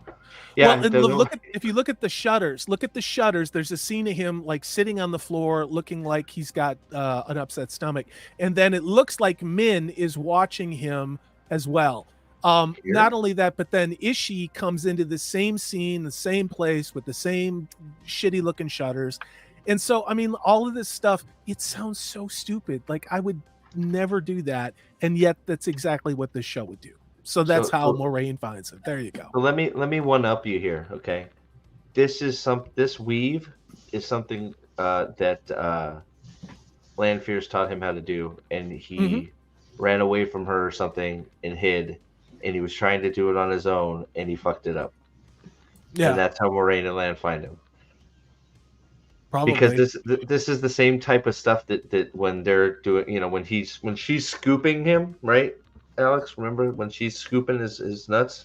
Mm-hmm. This is the type of stuff that's going, is the scoop. She's got the full scoop going, and he's channeling. Maybe she's channeling through him. I don't know. Whatever. That's another thing. Stable in the chat. I swear to Christ, if this is their version of Balefire, I'm going to hit the roof. Oh, there's no way. There's no fucking way. Yeah, the question is this intentional or not? Is he doing this because there's like assassins on the roof, or because he's crazy and thinks something is happening? I mean, who knows what convoluted horseshit they're going to go with for this, because it's going to have nothing to do with the Great Hunt or the Dragon. Well, in Octon, I agree with this statement. They shouldn't have shown the Wheeze unless it was someone's point of view. I agree with that, like, because they've done such a poor job of just showing what Weave should be. It's just a bunch of lines. Now it's just a bunch of colored lines. The whole reason weaves were supposed to be interesting is it's like putting together a puzzle. You weave a puzzle together, and then something happens from weaving, from doing this complicated weave. It's also one of the things that made Rand so amazing when everybody, was watching him channel, was the amount of weaves that he was able to accomplish in succession or at once was staggering. And he had Logain basically saying, I don't know how you did that. Like, how are you doing that many weaves at once? It's like I can't even fathom, right? This is just magic beams. That's all it is, just magic beams. And then and that is reinforced by this magic beams into the sky. For what reason? And there's two different colors. There's two different colors. If you go back to their arms together, they're trying to be all clever. So you can see air and I think it's fire in that one. Now, I'm not going to legitimize this show and say that it's accurate. What I am going to say is this is the show's interpretation of it to try and shut people up about how bad season 1 weaves are. Okay? So yeah, I don't know. I don't know. I just think I don't like how they're like. It's just sucks. A bunch of lines, and then shooting what is it up. She doing? The mortar strike, right? This is what me and Alex. And then we have girl boss Egwene with her shield of love, because she loves shields, I guess. I don't know where that came from. Here's our girl Elaine saying, "What a bitch! Look at it. She hates Egwene. Look at this. Confirmed. Look at her rolling her eyes." No, she's got that look like I shouldn't have went to Chipotle for lunch. That's what that look is. And then we can see that it explode. The ground exploded in front of them for some fucking reason. Right. The mortar strike missed. The airstrike missed. No debris, no nothing. Bad. I hope, why not just use the holy hand grenade of Antioch at this point? Why not have a rabbit with great big fangs run out? Because this is at that same level of combat. My favorite part of Alex, you go first, and then I want to show you my favorite part of this. What were you gonna say, Alex? Just look at this. This looks so fucking amateur. Like, you want me to go back? Here, I'll go. No, I mean this still right here. Like, am I crazy? Like, this looks ass. It looks like the Alana scene in the woods with the freaking pyrotechnics for the leaves. Yeah. Like, she just sits there, her arms go up, and boom, leaves shoot up into the sky. It's like, it looks terrible. Here we go, slow mo. Look at Thumb Maryland. I think we got another spot, another reused prop spot. Oh, whoa, where? Whoa, hold on. Which one? Thumb Maryland, 620. Second love chat. The plastic trunk. This one? Or maybe rated. Why not? That looks like something that was on Xena. Absolutely. I'm sure they rated all the old prop buckets, right? Yeah. Oh man. They look like transparent Venom symbiote effects. Mm-hmm. Yeah. Yep. So here's my favorite part of this scene, though. Watch the people. Okay, watch the people. Here we go. Did you see what happened there? Yeah, nothing. Yeah. All the guys, all the soldiers fall backwards, and all of the girl bosses in front keep walking. Just saying. Oh my god. Do you see it? Yep. Yeah. And do these things not have a striking resemblance to the flame spurts from the Princess Bride? No debris, no nothing. It's just big. Where are the RUSs? Where are the RUSs, Nathan? Okay, if we're in the flame swamp, where are they? I'm asking that question. Rodents of unusual size? I don't think they exist. This guy on the right is my favorite. He's working real hard. Look at him duck. He's ducking. Oh my god! And then you got the guy in the middle who's turned full around. He's working hard for that extra money. Look at this. Oh my god! There's so much flames. I gotta do a full flippy kick. I hope he falls. I hope he falls down. That'd be great. Look at him. Look at him turn. All right. What's next? I honestly can't wait for Perrin to knock up Avienda so that she can have a pregnant battle scene. Oh, absolutely. I can't wait. And she's going to kill like 18 people, one up the blood snow, right? All right, here is the final scene of 32 seconds of cringe. Here it comes. All will Bow. That's so There you go. dumb. This is Wait, like there's no play menace. play in that this. again. Actually, I think they actually are going to play it like it's presented here. Oh, I think they are too. I actually think they are. They are all. Each word is from a different. All Oh, jeez. will bow. Oh, fucking shit. Oh, what the what? No. Oh God, you caught it. You caught it, Nathan. My painful. number one takeaway from this is Uno is immortal. He will be reborn in the flames of the Phoenix in season 3 and be alive again. Uno is confirmed. Like I think it's 100% confirmed Uno is dead in the show again. Like I don't think they're gonna kill him, and I love it. Just an introvert is just joined us and says it got here really late, but is this the new trailer? Well, this I'll play. You know, don't worry, I talked to him. I chatted with him already. Okay. Don't worry. Okay, all right. Okay, just wanted to call it. I'll play it through one more time. Here we go. Are they ready? Are they ready? Uno's death impending. There's Uno's death. They'll have to be one day. There's Boar, probably, unfortunately. We set his strongest lieutenant free. Strongest lieutenant, even though they translated it to lieutenant. You see that? That was good. Mortar strike into the ground. Well done. All will bow. No. There you go. There it is. This sucks so Why, much. Steve? Because I just an introvert did get to see it. Like, plus I wanted to see Uno die again. He is free. Uno's soul is free. I'm telling you 100%, he's gonna stand up to Sarath and they're gonna kill him. He's gonna curse or something like, "You stupid foreign bitch," and they're gonna like, whack. Nobody disrespects check your white privilege. Lady Sarath, the number one Shan Chan, where there's no Empress or anything. Sarath's just the one. Death to the Empress in this trailer too, I think. What do you think? Do you think we're getting an Empress? May she live forever? No. Not this season at the very least. Oh boy, man, and we're not done yet, folks. That We're I don't we're even not? think that was. That was the easy part. I don't think that was the worst of it, Brian. I don't think that was the worst of it. The worst of it is coming up next, folks. Like, don't go away. Call your friends. Let's get to 50 viewers because we are about to see why Trolloc lives matter, folks. Trollocs are humans too, okay? And if you don't think so, you are a bigot, and you're welcome here because we love you all. But you know, Trolloc lives matter, and don't worry. The dark in this show is maybe not so dark. They could be okay. Did I tell you a story about I once knew a Trolloc named Blarg. So he had Narg. Well, he had a cousin named Blarg. He may have been in Super Mario World, just saying.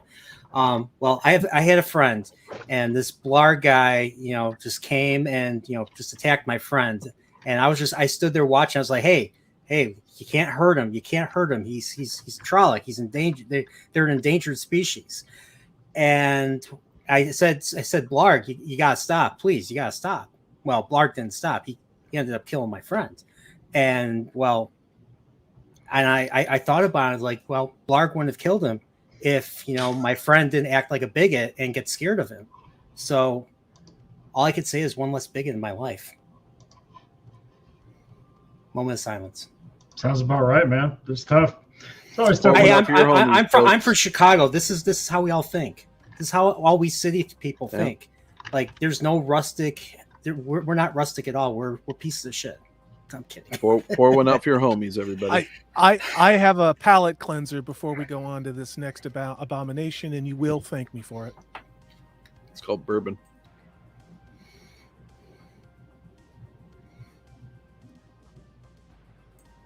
I think Steve's muted. Steve, you're muted. Sorry about that. I muted when I was eating Cheerios. Sorry, I wanted to read Dovey's comment real quick because he nails it like he always does. You'd think they mentioned the Great Hunt in the Great Hunt. Maybe show a scene of people hunting for the horn. The what? That sounds like white the horn. The horn's not lost. It's underneath a. It was underneath a throne. So. Right where Calendor's actually in the same. Like they dig down. They're like, wait a second. There's a false door underneath this. I mean, the horn was probably Feldara was probably like, hey, we need to hide this. We need to keep this horn somewhere, and let's just forget about it. So that's why the horn like was there. It's not the It's not the legendary horn. Oh, did they get the banner? Did they get the banner? No, no banner. No banner. Well, then there's no dragon unless. Nope. Unless those are the next things that are buried underneath the horn. They're all like sub levels, sub basements to it. So levels. Eventually, if they dig deep enough, they would find Calendor, but it'll never be found. Exactly, it's lost forever. So real quick before we get to Salty's palate cleanser, I ended the poll. Do you feel all caught up?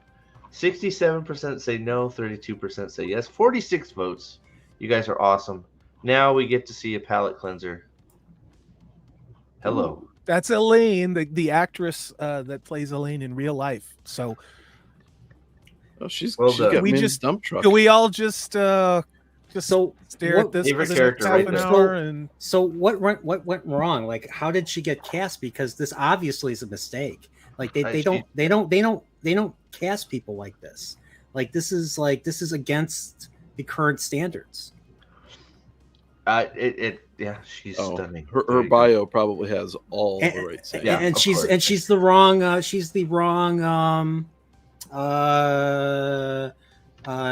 tint.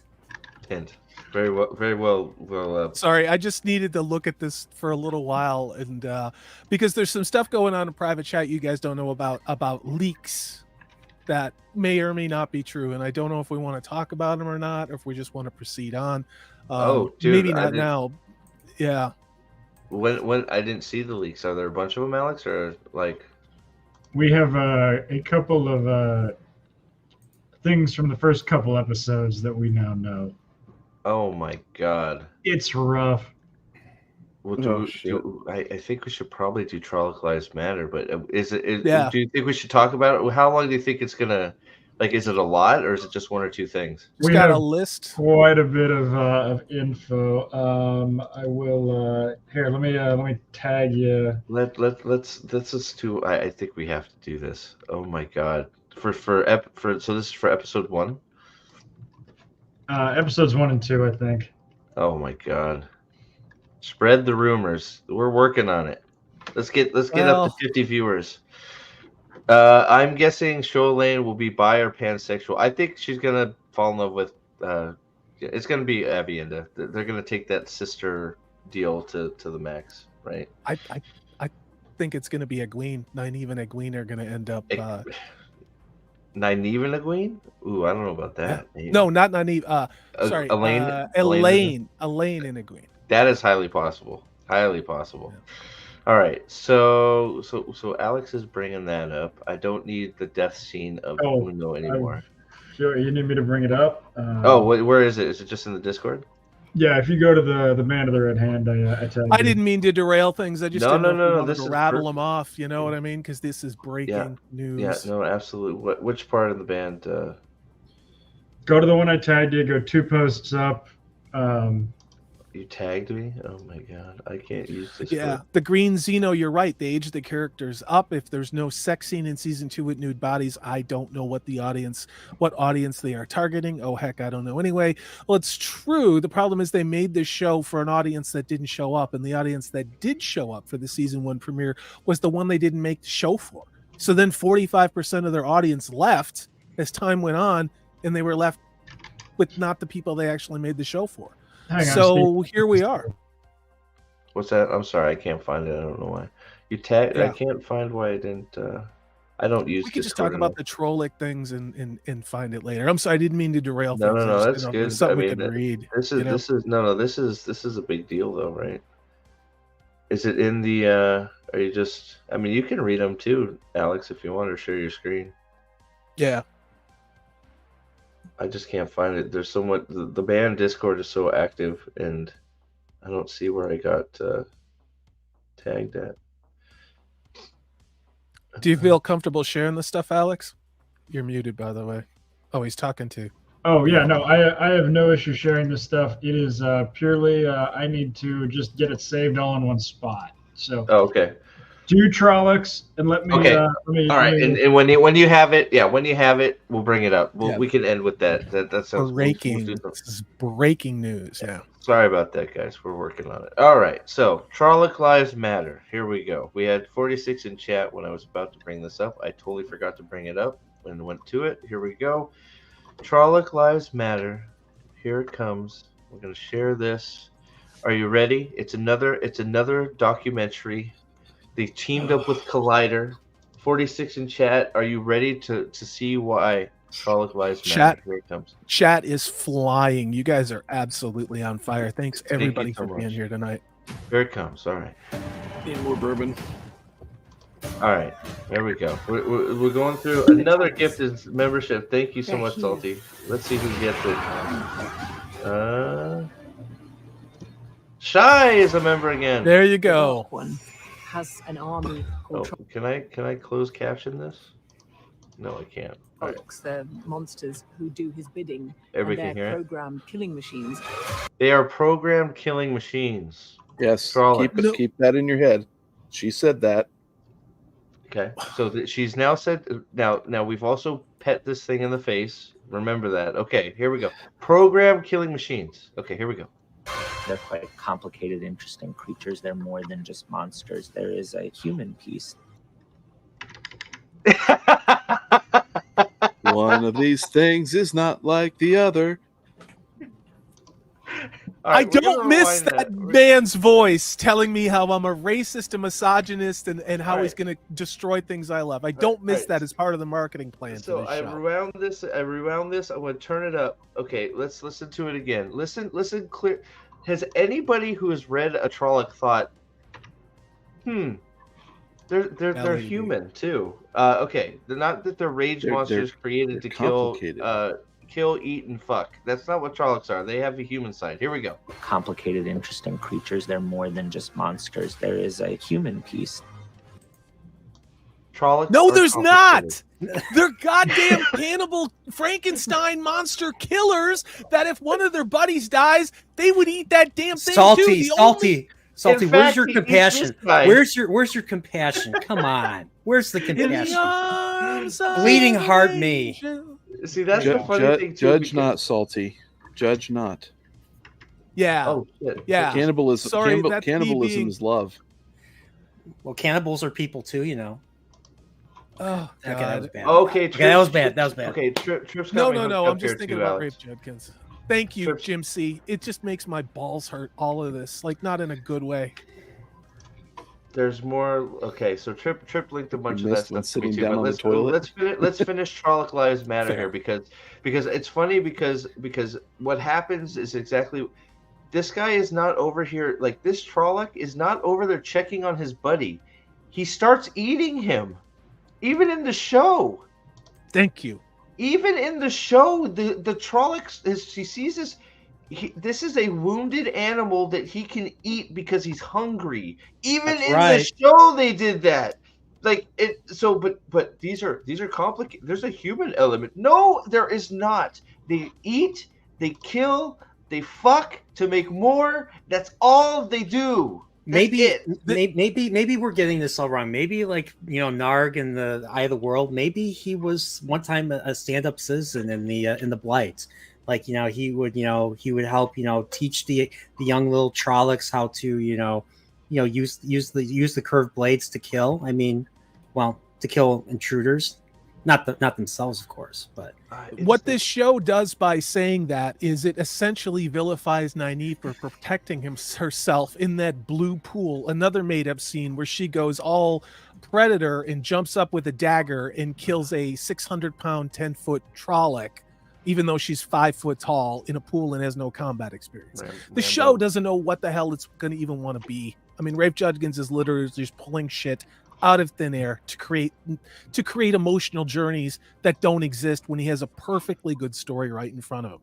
It's kind of disgusting. So we're gonna hear it one more time, and then we're gonna move on. Right? So he's talking about how the human element when he's Like about to watch complicated, it. interesting creatures. They're more than just monsters. There is a human piece. right before his, What a he Well, goes no, and eats the his human friend. piece, the human piece is in their belly. Yes. Oh my god. Oh, okay. So Yeah. like there's a human Amber piece. Like Wilson. what a into what a terrible scene to show when you're saying it. Like he lit like even in your show, bro. Did you forget your show? This Trolloc eats this guy because he's hungry and he's wounded. Like you even forgot that. I mean, what? They were effectively genetically engineered war tools, men spliced with animals to create the ultimate soldier. So that poor guy knows what they're supposed to be. Can Trollocs get pregnant? Yeah, they actually can. They that's why they're the perfect war machine, because inexplicably Agnor doesn't know why, but Trollocs can give birth, so they replenish their own numbers by creating more Trollocs, and that's where so hold on, just real quick. Trollocs were a problem. They couldn't. No, you're good, man. Sorry, I didn't mean to cut you off like that. But Trollocs were a problem. They were uncontrollable. They couldn't be controlled. Mm-hmm. They were just bloodthirsty. They went off killing.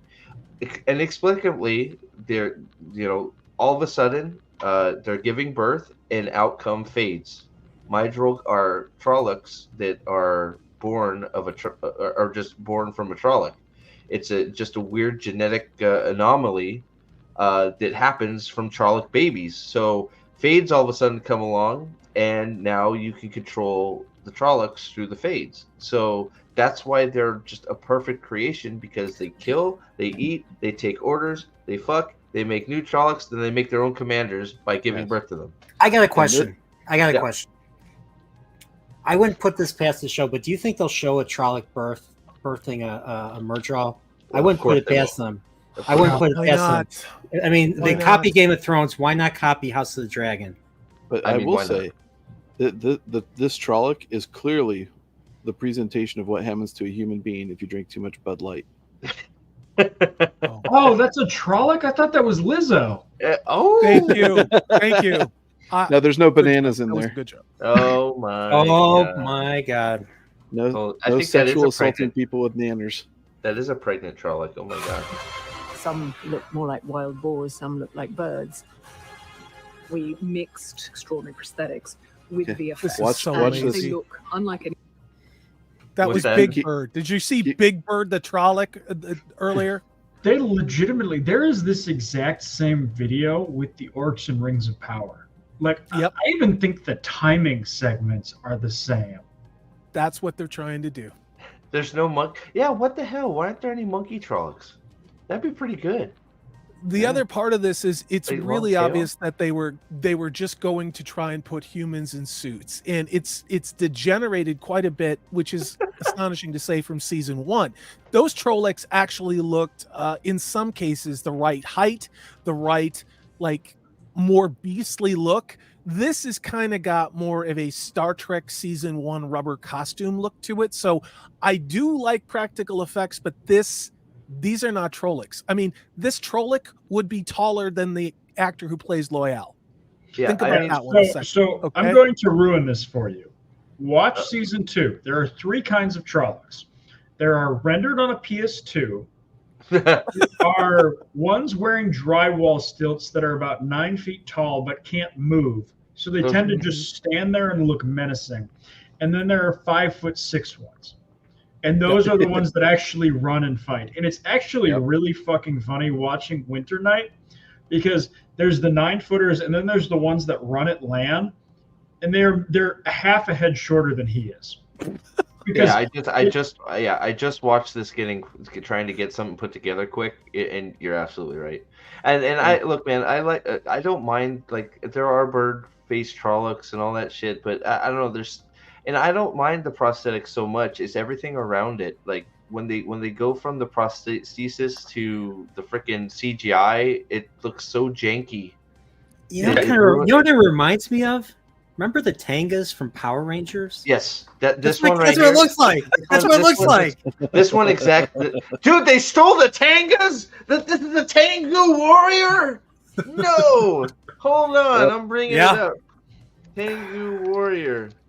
Oh Well, my god. and to spoil some stuff later in this little snippet here, they're going to sit there and like kind of toss some Trolloc horns on the ground. They jiggle. Yo, they're gonna. Yeah, we're gonna get there. Hold on. Let me bring. Are it we to talking the- like Elaine's actress jiggle or like Ooh. Trolloc jiggle? Like they're Oh my rubber, God, it's so small. and it's obvious. And I'm fully expecting to see Trollocs hitting the ground during the Bouncing. season, and their horns are gonna be flopping all over like a flaccid dick. Oh my god. All right, here we go. Here we go. Tengu Warriors. Let's see here. We got it right here. Boom. Oh shit! Those are more menacing. That's more Trolloc. That's more Trolloc than what we just saw. That's Zombie more Trolloc than Main. what we just saw. Krista, what's up? Long time no see, guys. What's up, guys? Oh How are my. you? The Dempsey clan in the house. How you guys Well, doing? So Salty, Okay. here's the thing. This is more menacing, and the reason is because there's color and Yeah. things you can actually contrast on this body. That Trolloc had nothing but a one-colored beak, one-color skin, which is very close to the beak color. The feathers were all dark. There was no definition to that Trolloc whatsoever. No. And so it just kind of looks like a shade of itself. It's just they poured the latex into a mold, and then they probably had some type of rendering thing where they can glue on a beak or a wolf face or a pig face or whatever it was. But compare these Trollocs to the one from season 1. And again, not that season 1 was something to aspire to, but at least the Trollocs in those scenes seem to be more Trolloc-y. It's just they're taking steps backwards look, and yet spending more money, which sounds very much like Amazon if you think about it. I refuse to. I will not allow you guys to bash the props department when we have Louisville Sluggers with dots on them. Okay, like I mean, come on, like come on, like that's some of the most creative stuff. Stealing stuff from Troy. That's masterclass. That's what you got to do, right? So. I don't know. It's one of those things. I see what you're saying, Salty, and I agree with some of it. It's so low on the list of problems for me though. Like this Trolloc, yeah, it looks a little weird. You're right, but I bet you his mouth can't move. What do we think? Do you think his mouth can move? Definitely not. No. So at least the Tengu's good, right? But, all right, let's move 50 in chat. You guys, thank you so much. Get rid of the horns. That's a Tanga. Get rid of the horns. That's a Tanga. Like I can't unsee this now. Yeah. All right. Let's move on. Tengu Warriors are in season 2. Effects, and they look unlike anything I've seen on TV. Yeah, that's what you're That's saying. because right? people have standards. That's it. Okay, Did so you see how small that Trolloc was? Look at him. That was like a 5'6", 5'7" dude. So Salty, on this one, I see what you're saying on this one. This one is for me, this Trolloc, even like the bird one. I know there's bird Trollocs. I see what they're. This looks bad. This is to me, Bigfoot. This is Bigfoot. This is a Bigfoot Halloween costume with horns glued out. What animal is that? Like, is that what is it? Like, I don't know. Probably something from Monsters Inc. Watch Sully. Watch one of the storylines is a Trolloc turning good and conflicted, and then we're starting to see things from the perspective of a Trolloc. Like an emotional journey, which is Rafe is fond of. I can't with this show. How can anybody call this a fucking adaptation of anything? Hey, Dane's right. Nynaeve was a Power Ranger. When? Holy shit! Not She when I was the when Yellow I Ranger, watched. right? Wasn't she the Yellow Ranger? Is that right? Like, and who cares? This Ninja Steel, whatever. I never heard of that one. Oh, is this the mini Trolloc we're talking about? He can't even walk. Sorry. He's so tiny. Tiny. Oh, it's like wow. And I love Rosamund Pike sitting there saying, this is nothing like I've ever seen on TV before. Like, yeah, because everyone else has had standards to live up to. Oh my goodness, monkey. Yeah, that's right. Oh yeah, that was her, wasn't it? Oh my gosh. All right. With the stunt department to figure out all the safety. There it goes. Safety aspects. Because they've all got massive horns on. Oh, here are the If floppy not, horns. See, will- they're all Floppy jiggling. What'd Oh you my say, god. Jiggle physics in this than most American video games. It's true.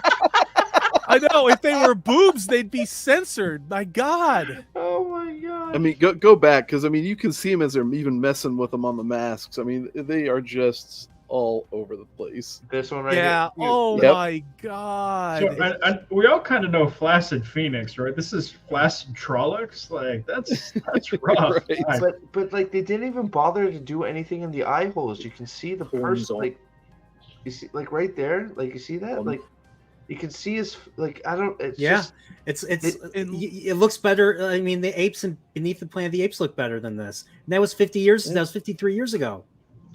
It's possible they have plastic coverings to put over the eyes that we don't see yet. Oh yeah, they Dude. put eye makeup on them. dude. Yeah. Oh dude, is Loyal dude, please tell me this. The green Xeno, I love this theory. Loyal gets bitten and turns into a Trolloc. That lines up with my he got stabbed and is turning evil theory. That's part of the how beard. he's alive. The dagger is turning him into a Trolloc. That would be amazing. I love it. Thanks for being here, man. I appreciate it. I think we're almost through this. Jiggly horn. If knocked, will come off so that nobody is Thank in. God Oh my the horn- God. Back on. Some of them are on stilts because we want them to be. Hold on. There's the bird guy again. He looks pregnant too. Can you imagine how fucking pissed you'd be if you were this guy? You spent a day wearing fucking drywall stilts, getting thrown around the yard, and then you watch In a the gorilla show. suit. Yes, and you watch Yeah. the show, and you're like, "Wait, I was busting my ass to do this stunt, and this is what the writers came up with."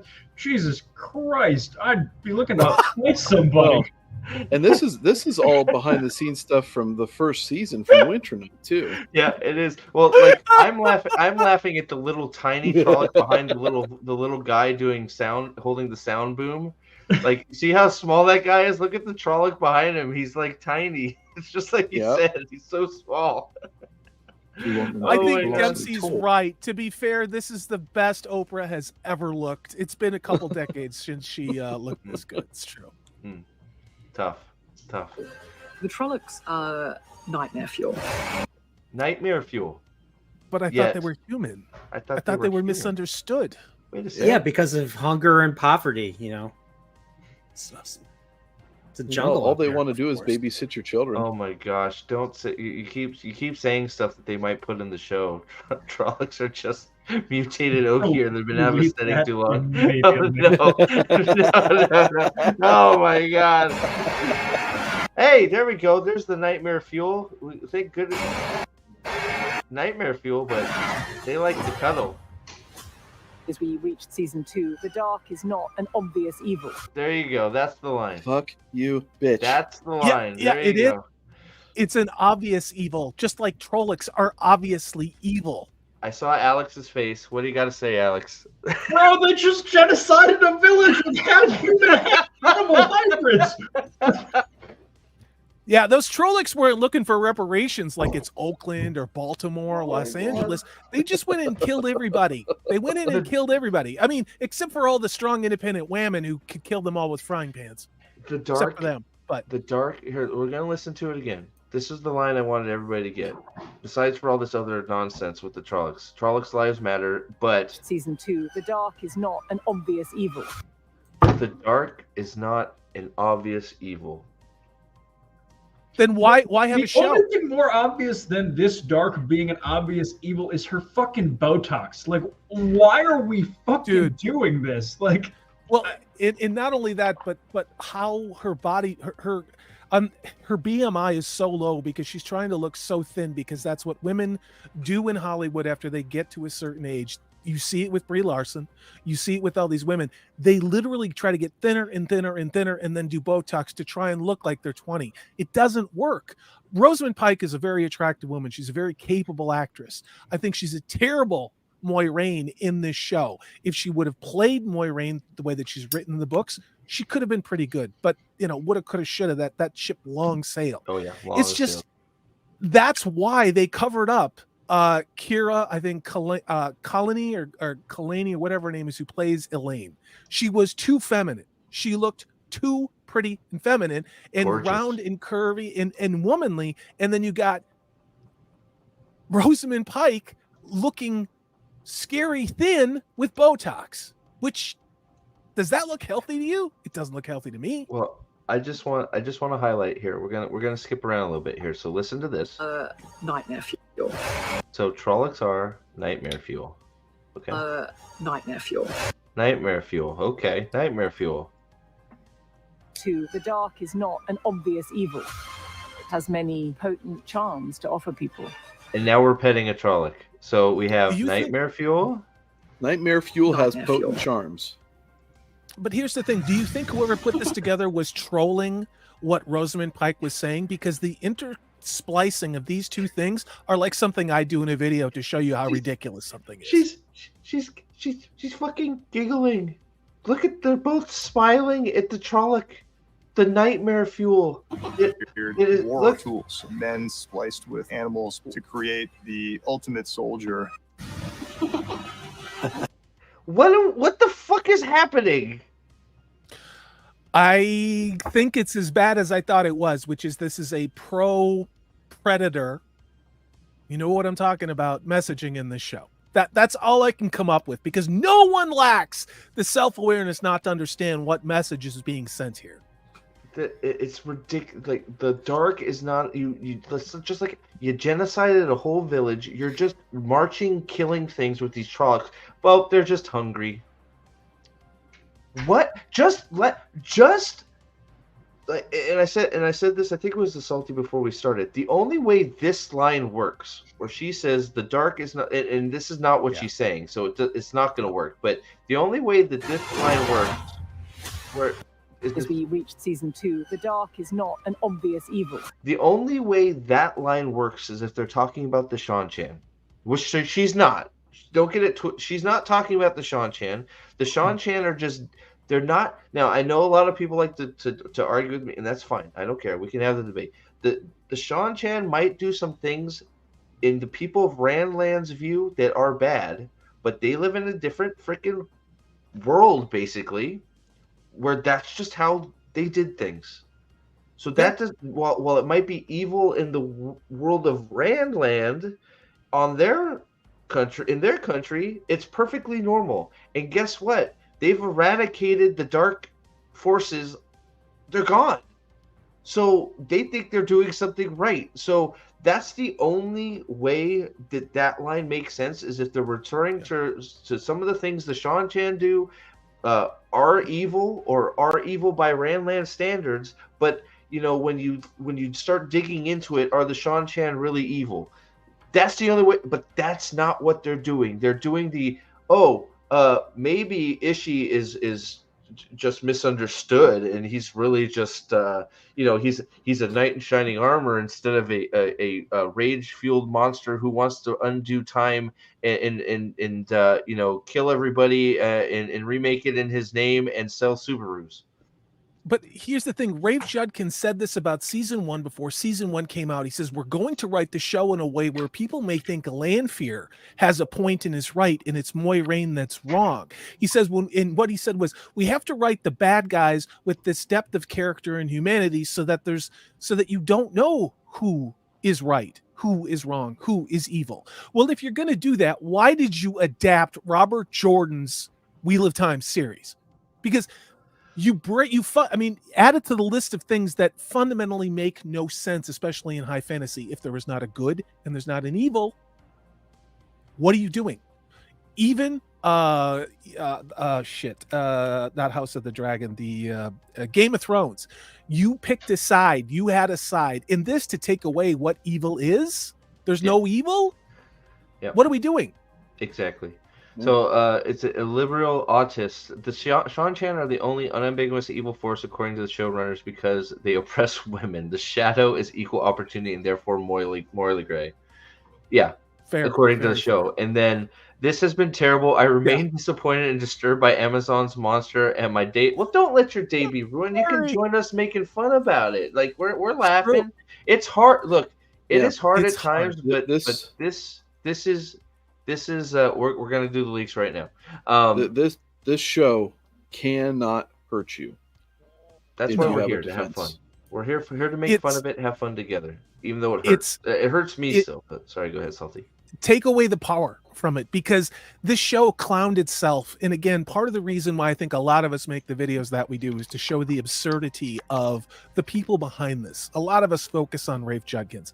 I think that Jennifer Sulky, who greenlit this and countless other failures at Amazon, like Disparu said, is the true responsible party. Rafe Judkins is the drunk driver they gave the car keys to drive this off a cliff. You know, that's who's responsible for it. This is not an adaptation. Someday maybe we will get an adaptation of this, but this is not an adaptation. I like we're looking at 20. That's the thing that hurts. We're looking at probably 20 years till we get another shot. So I'll be dead. I'll be dead. Yeah, I said hopefully I'll let. So the Band of the Red Hand, formerly the White Cloaks. So White Cloaks affiliated Band of the Red Hand Discord. I don't know the best way to do it because it's a little confusing. But the Band of the Red Hand Discord, which is the White Cloaks Discord, has apparently unearthed some leaks for episode 1 and 2. So, do you have them, Alex? Or you're prepped? Yes, beautiful. I do. Give me my man. Here. All right. I can't believe we're at 47 people watching. Thank you so much, guys. 50 likes. Holy shit! Thank you. I made a promise. I said if you got 50 likes, I said 50 likes. Why are you making promises for me? Well, because I have to provide an incentive. I mean, there has to be some entertainment.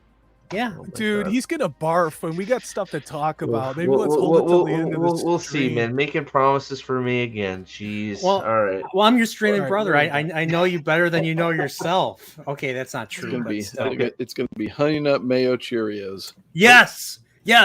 Oh my god. You guys see this? Yeah. Can you zoom in? Can you zoom in? Smidge, if you can. There you go. Perfect. Keep going. Okay. So this is only part of what we got, and I cannot verify the legitimacy of any of this, but this is a source that has been pretty good in the past, and they have at least some proven affiliation with the show. So I'm going to read it to you because it's not super easy, but gird your loins, to quote somebody associated with the show. So the producers talk about combining books 2 and 3. The Bitrave talked with Brandon Sanderson about the books having the same structure. There are changes, but the story remains the same. Bullshit. Then the story released about the Battle of Falme and a hint of Season 3. The group gets together at the end of Season 2, and Season 3 starts with a bang. So that's basically telling you that Season 2 is going to be boring as shit. So about the characters. There is a 5-month time jump between seasons.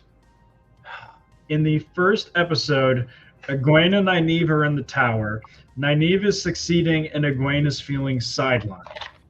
Perrin is tracking the horn. Matt is sick. Rand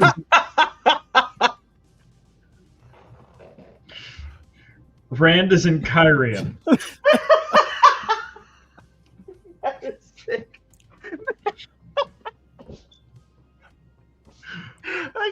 Sorry, go ahead. I'm sorry, that was rude of me. Oh my god. I'm sorry. I laughed too. Of course Matt is sick. Of course. 5 months. So 5 months, nothing's changed. Okay, go ahead. Moiraine and Lance split up. Something about Moiraine fighting him in order to make him go away. Emotional journey for him this season, or for her this season. I understand that Moiraine is also in Kyrian. That's the major things. There are several interviews with the cast, but nothing substantial. Also, sorry if things are not clear. English is not the first language. Why is okay? So this is part 1 of 7. But go ahead. Oh, okay. But what else we got? Why is Rand in Carrion? I thought he was fucking off by himself. Why does he go to one of the most populated cities in the world directly? So Moiraine, and how does Min get with him? How does Min get with him? Are they just gonna, because who needs to actually have a plot that makes sense? They're just gonna have Min together with Rand? Yes, Min is also going to randomly have showed up in Kyrian after fleeing Feldara. And Moraine's just gonna be like, Lan, you're a bitch. Steve, you are not ready for the Moiraine Lan dynamic. All right, let's go. Wild. Let's do it. Okay. So, anywho, episode 1 starts with Nynaeve and Egwene in the White Tower. Perrin is learning to be a tracker with his soldier friends. Matt is. I love how this is written. Oh my god. Matt is forcefully indisposed, and Rand is trying to blend into Kyrian while Moiraine plots. We have brief comments from Rosamund Pike and Daniel Henney. Moiraine pushes Lan away, suggests that they will be physically separated for at least some of the time. Moiraine will show she's a Machiavellian-type manipulator. She's doing Game of Houses. And always 3 steps ahead of her allies and her opponents. Yep, she's Tom. Moiraine pushes Lan away, is very cruel to him because she doesn't feel she deserves his kind of loyalty anymore. She is not great at communicating why. She is a very proud woman who is feeling vulnerable. Lan will lean on his fellow Lan will lean on his fellow warders. Here we go. Ask questions. Here we go. Gay warder plot activated because are you so now Lan is now gay. They're all just gay. You're a warder and you're gay. This person also read to the people doing the press interviews that they saw the first 3 episodes. So apparently Moiraine opens the season really pushing Lan's buttons. So she's good. She just starts off being a complete bitch. Which is all we saw. So and this is what I don't understand. This is the character you want us all to like. This is supposed to be the character you're trying to make the main character. And what do? You make her be a bitch to one of the most popular characters in the series. Or, well, at least in the book series. I mean, from lack of shit he does in the show, he's probably a front runner for the best character on the show too. But what? So you want us to do you want us to hate her or like her? This is Ray Judkins and Amanda Schumann, though. But think about this. This is all made up. This is 99% made up on the fly. This is all on Rafe Judkins. This is an unlikable, pointless story arc. We already saw her crying in the bath probably because she feels so alone. No. Yes. So you've got this independent, strong woman. She don't need no man storyline. We've seen this a million times before. A literal question. Who wants to see this? Who wants any of this? Would it have been better for her not to even be in this season and they could at least focus a little pretend on Rand, Matt, and Perrin? Yes. I can't. So what you need to understand here is this is them trying to make Moiraine look good. Yeah. And I'm 100% serious here. Their thinking is, oh, you will sympathize with Moiraine because she's so hurt that she's pushing everyone around her away. And you're not going to sit here and think, why is Moiraine being a massive bitch to everybody that's nice to her? But how has her character ever developed in season 1 where you would like her as a person? What has she done? She hasn't done a goddamn thing. How is anybody bonded to any character in this show? Any of it? Right. If anybody in chat can speak to that, let me know. Well, but that requires self-reflection in the asking, and they have no capabilities to actually do that and evaluate their actual property that they put out as a story, so-called. They have no ability to truly, honestly evaluate it. Right, yes. So wait a second. So hold on. So this is episode 1 and 2. So is there Rand parts and stuff? Yes, we've got more here, and I'll get to it. It's sort of at the bottom of this one. And I want to remind people, you are not getting this anywhere else. You're not going to get this from the big Wheel of Time channels. You're not going to get that from them. You're going to get it right here, thanks to Alex and the White Cloaks bringing this up. Appreciate it. So the season follows Moiraine's emotional journey. She's from land. Wait. My brain just broke. Wait, the Great Hunt Whatever show. we predicted this was going to be, whatever we thought this was going to be, we were right. We're incapable. The bond is broken? Yes, the bond is broken. Yeah. The bond is broken? Yep. That's not how it works. The bond. It is the Wheel of Time, the Great Hunt, the hunt for Moiraine's soul. Oh my God! You don't even know how bad this is. All the shit that happens in really Fires bad. of Heaven is not going to happen. Yep.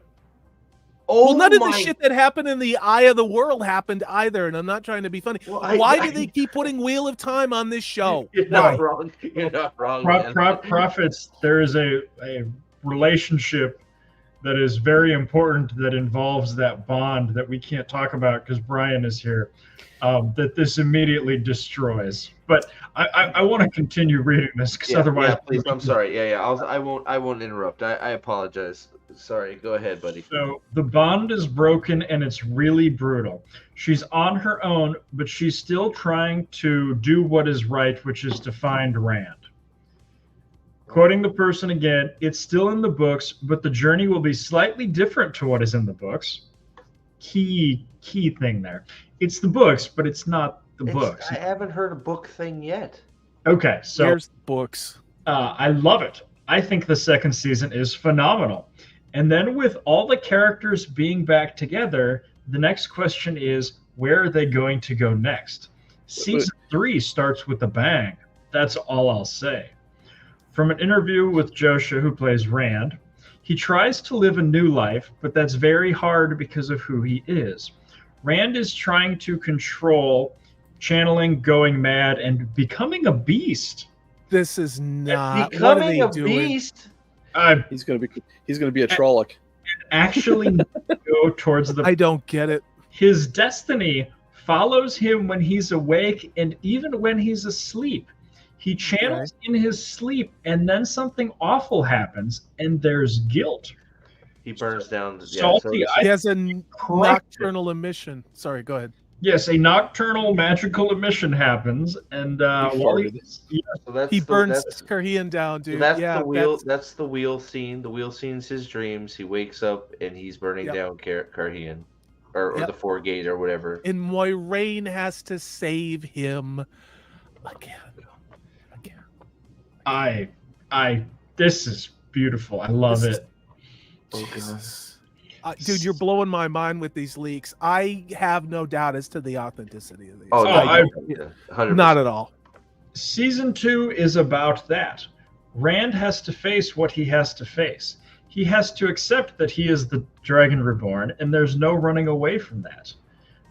Madeline, who plays Egwene, quotes, Nynaeve and Egwene are having very different experiences at the White Tower. Nynaeve is succeeding and excelling and is gaining all of the attention of everyone. Egwene has sort of become invisible in the process. There's been this communication breakdown and a fracture in their relationship. Remarking on her journey to come, I think being an idealist and an optimist, that comes crashing down on her. She gets a reality check on how the world works, how the Aes Sedai and the different Ajas work, and even the relationships between the sisters within certain Ajas is very complicated. LOL, the magazine captions the Rand and Falma with sword and hood pick as Rand al'Thor goes all Jedi. It's fucking high school scenes. Like, I'm jealous because Nynaeve's getting all the attention from all the boys. It's Tarvalin 90210. That's what we have here. And does that shock anyone that Amanda Schumann and Rafe Judkins did this? This is the They're dumb still and boring writing a cat. show. They're still writing a show for an audience that is not watching this show. They have all the metrics. I covered it in my video today. Who watches this show? 50% of this was over the age of 35, had read the books, was from 35 to 65 years old. Like, I don't understand why. Like, do they hate like fantasy tropes or something? They're like, idiots. What is this? Like they want fantasy fans, which is why they're adapting these books, and yet what we're getting is like boring CW stuff. Like, Look, there's no action. There's no. I mean, these are epic books. Like, this should be like epic in scope. Like, you know, Gone with the Wind or freaking Once Upon a Time in the West. Big sets. You know, like this should look like where's the money going? Like, this is supposed to be bigger than anything else. So it's just like, well, it's just like they want the fantasy audience, but they're not hiring people that like fantasy stories. So like Dan and Dave with Game of Thrones, they said it straight up. They got rid of all the fantasy elements as soon as they possibly could because they wanted to concentrate on the political bullshit elements of Game of Thrones. That's why it kept going down when the source material ran out, because they kept writing stupid political bullshit that didn't make any sense, and then they didn't know how to do action, and they didn't know how to do fantasy. This is the same thing. You got you want the fantasy audience, you buy a fantasy property that's got that audience built in, but then you hire people that do CW crying in hallways bullshit instead of people that are experienced with fantasy genre. Well, Rafe Judkins even said before the show came out, they're not making the show for people who love the books. They're not making this show for people who love fantasy. They're making this show for people who don't normally watch fantasy and have never even heard of this books. Well, those people didn't really show up. Again, in my video today, the built-in audience for this, nearly 50% of the views in the premiere disappeared from this. My question continues to be, how many are even going to show up for season 2 and then walk away from that too? You know what's funny is if you had talked to me about 4 years ago, 2019, I would have probably told you Dan and Dave were like the epitome of Dumb and Dumber, which is pretty much been their nickname. Yeah. But after watching shows like this, like Rafe Judkins makes The Witcher, and The Witcher and the Shannara Chronicles. I mean, those shows make Dan and Dave look like Dan and Dave put out 4. I mean, you might disagree. Yeah. I mean, they put out 3 really good seasons. The first 3 seasons of Game of Thrones are very faithful, at least to me, and were excellent.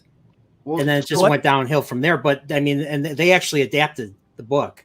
Right, books. That's exactly right. They actually adapted the books until they ran out. That's when it went off. That's why we're in a weird cuckoo land, because they're supposed to be adapting these things and they're not adapting anything. At least Dan and Dave did it until they ran out, and then they started to suck. But like, they're not even doing it. It's just it's nuts. Sorry, Alex, but like this is insane. These are great. Dude, okay, you're making my day here. No, Thank you. Back to land. Okay, back to land, responding to my Rain pushing his buttons. It's a strange thing sometimes when I have to show big emotion. When I do, I'm almost not used to hearing those levels of volume come from myself as him. I have to play with it a bit to find where it lives, but I'm excited when I see where they're going. This is Daniel Henney? Yes, this is Daniel Henney talking about him getting pissy because Moiraine is being mean to him in an attempt to push him away because she doesn't feel like she's worthy of his loyalty. The most stone-faced man on the planet. Oh my God. You have to go out of your way to write something like this that is going to appeal to no one. Maybe a thin slice of a particular demographic of a female audience. But other than that, it would be a young female audience who doesn't really know what life is about. And I know that's a terrible thing to say, and yet it's accurate. More nipple pinching incoming. Agreed. Like, I can't believe. So more tears. Yep. So we're looking for more crying land, more nipple. Like this. If you gave this statement like took out the land there, and it just straight like if you gave this to somebody who didn't know what was going on with the show and said, "Who do you think this is a statement for?" Nobody would pick land. Not a single person. You know what? Is this the dialogue? Is this the dialogue or paraphrased, Alex? This is Daniel Henney's exact quote, from what I understand. Okay, is this him about his character or what he actually? Yeah, this is did? him about his character. This is him saying like, you know, I have to figure out when does land yell. Okay. What's that? This is him speculating like, as an actor, I'm trying to get into character, and I have to find when Lan would yell in fury at Moiraine. Never. Never is this the scene answer. would have never happened. This scene would have Never. never happened because it never happened in the books, and it's not Never. Moiraine, and it's not Lan. He Never got is the answer. he got very abrupt with her when she told him about transference of the bond. He was pretty pissed off with that, but he didn't go all out and yell at her and storm off like a petulant bitch. He was pissed though. Well, he talked sternly to her. He didn't yell and scream and stamp his feet. That's what made Lan was right. He's stone faced. He was stone faced and he was silent. Like he was badass. That's toxic masculinity now, Brian. Apparently, Yeah. being Stoicism, strong, independent. Yep. You just have to be a whiny little bitch. Everybody's just a whiny little bitch now. That's fantasy. Lyle Hammett for $10 real quick. Sorry, Nate, and then we'll get back to your thought. Guys, is anyone shocked Rafe proudly talked about people crying and yelling filled with pathetic soap opera drama in rooms they actually think this is a top-notch writing, and how idiotic are they? I have to interject here. That's not fair to soap operas, Lyle. Seriously. Nate, what were you gonna say? Don't lose your thought. Nate, what were you gonna say? No. Yeah, do it. This is what? Yeah. Sorry, Nate, go.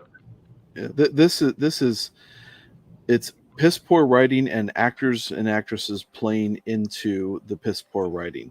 That they have to sit there and search out these levels of things. If your writing's any good, it makes the actors' jobs a lot easier to be able to handle the material. And if the actors have to sit there and go into their feels to sit there and figure out what the character is emoting or anything, rather than fucking learning intellectually what these characters are supposed to be doing, then we'd actually have Lan on screen.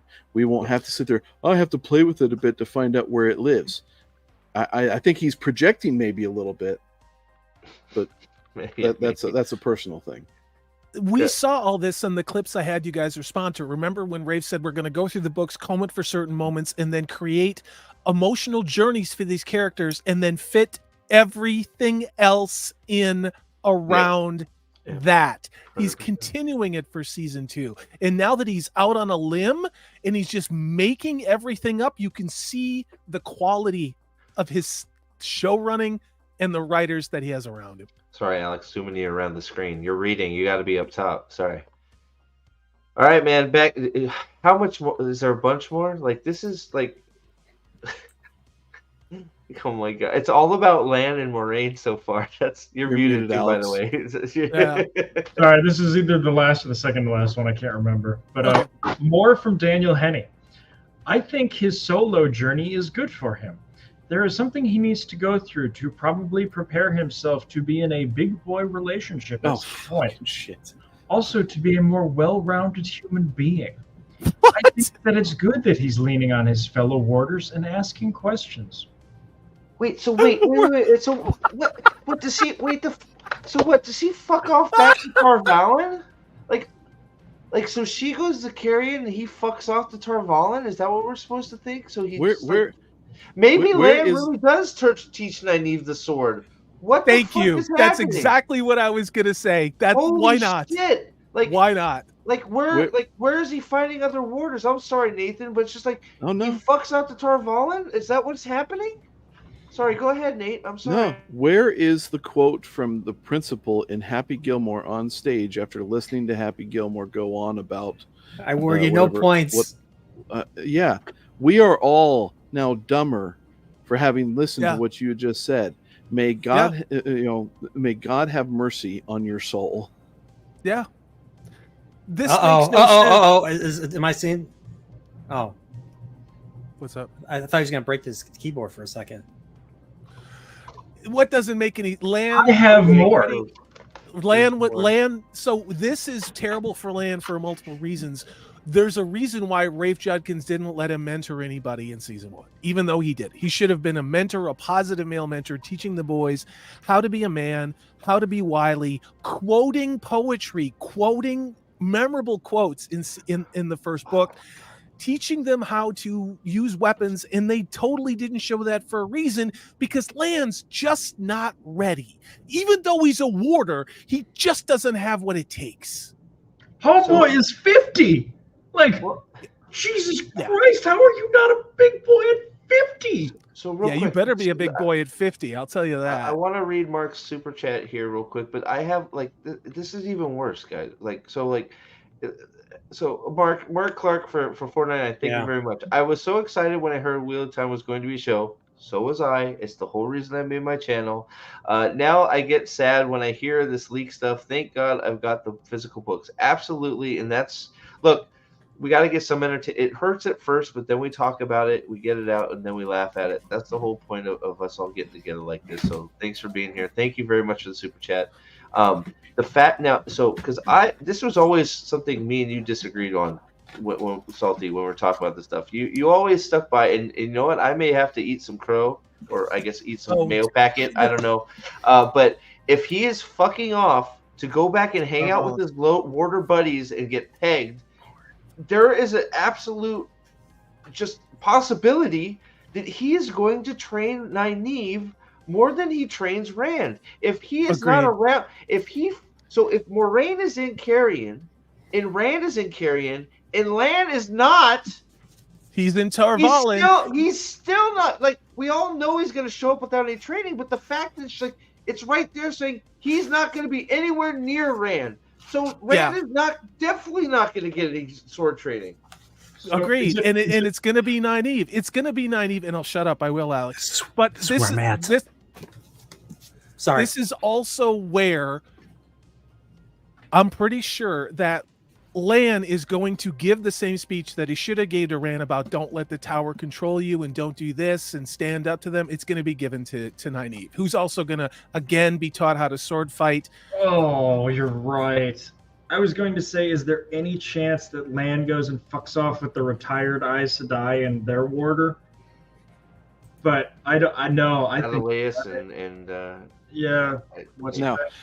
It's the most basic bitch predictable shit. I'm sorry. Go ahead. Yeah, no. Well, if the bond had been broken in the books, Lan wouldn't have gone back to Tar Valon.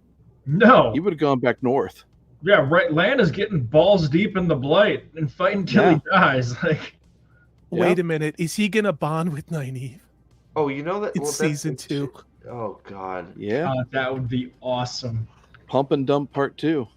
Dude, this is part of the love triangle we heard about. So, I mean, again, this is so stupid. Wait. So this is what. Okay, so he's gonna go back to Tar Valon. He's gonna put his dick up Nynaeve's hoo-ha, and then all of a sudden, Moraine's gonna get her freaking channeling. She's gonna get the shield off, and the bond's gonna pop back up, and Moraine and Nynaeve are going to be in a fucking pissing match over Lan because Lan is gonna be her warder again.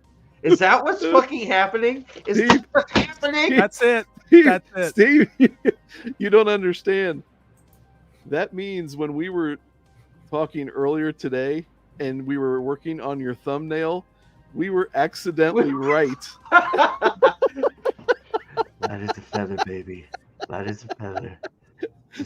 By sticking Lan behind Nynaeve in the thumbnail. Relax, baby. Light as a feather.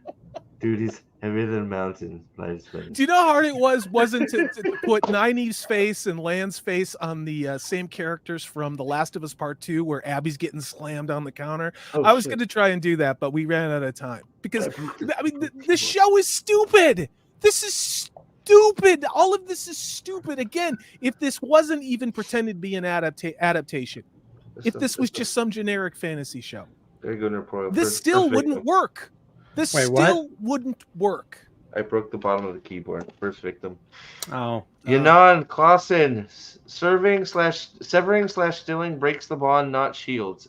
Exactly, but they're playing this bullshit game that she's lost. Like, they're trying to... They're trying to make you think.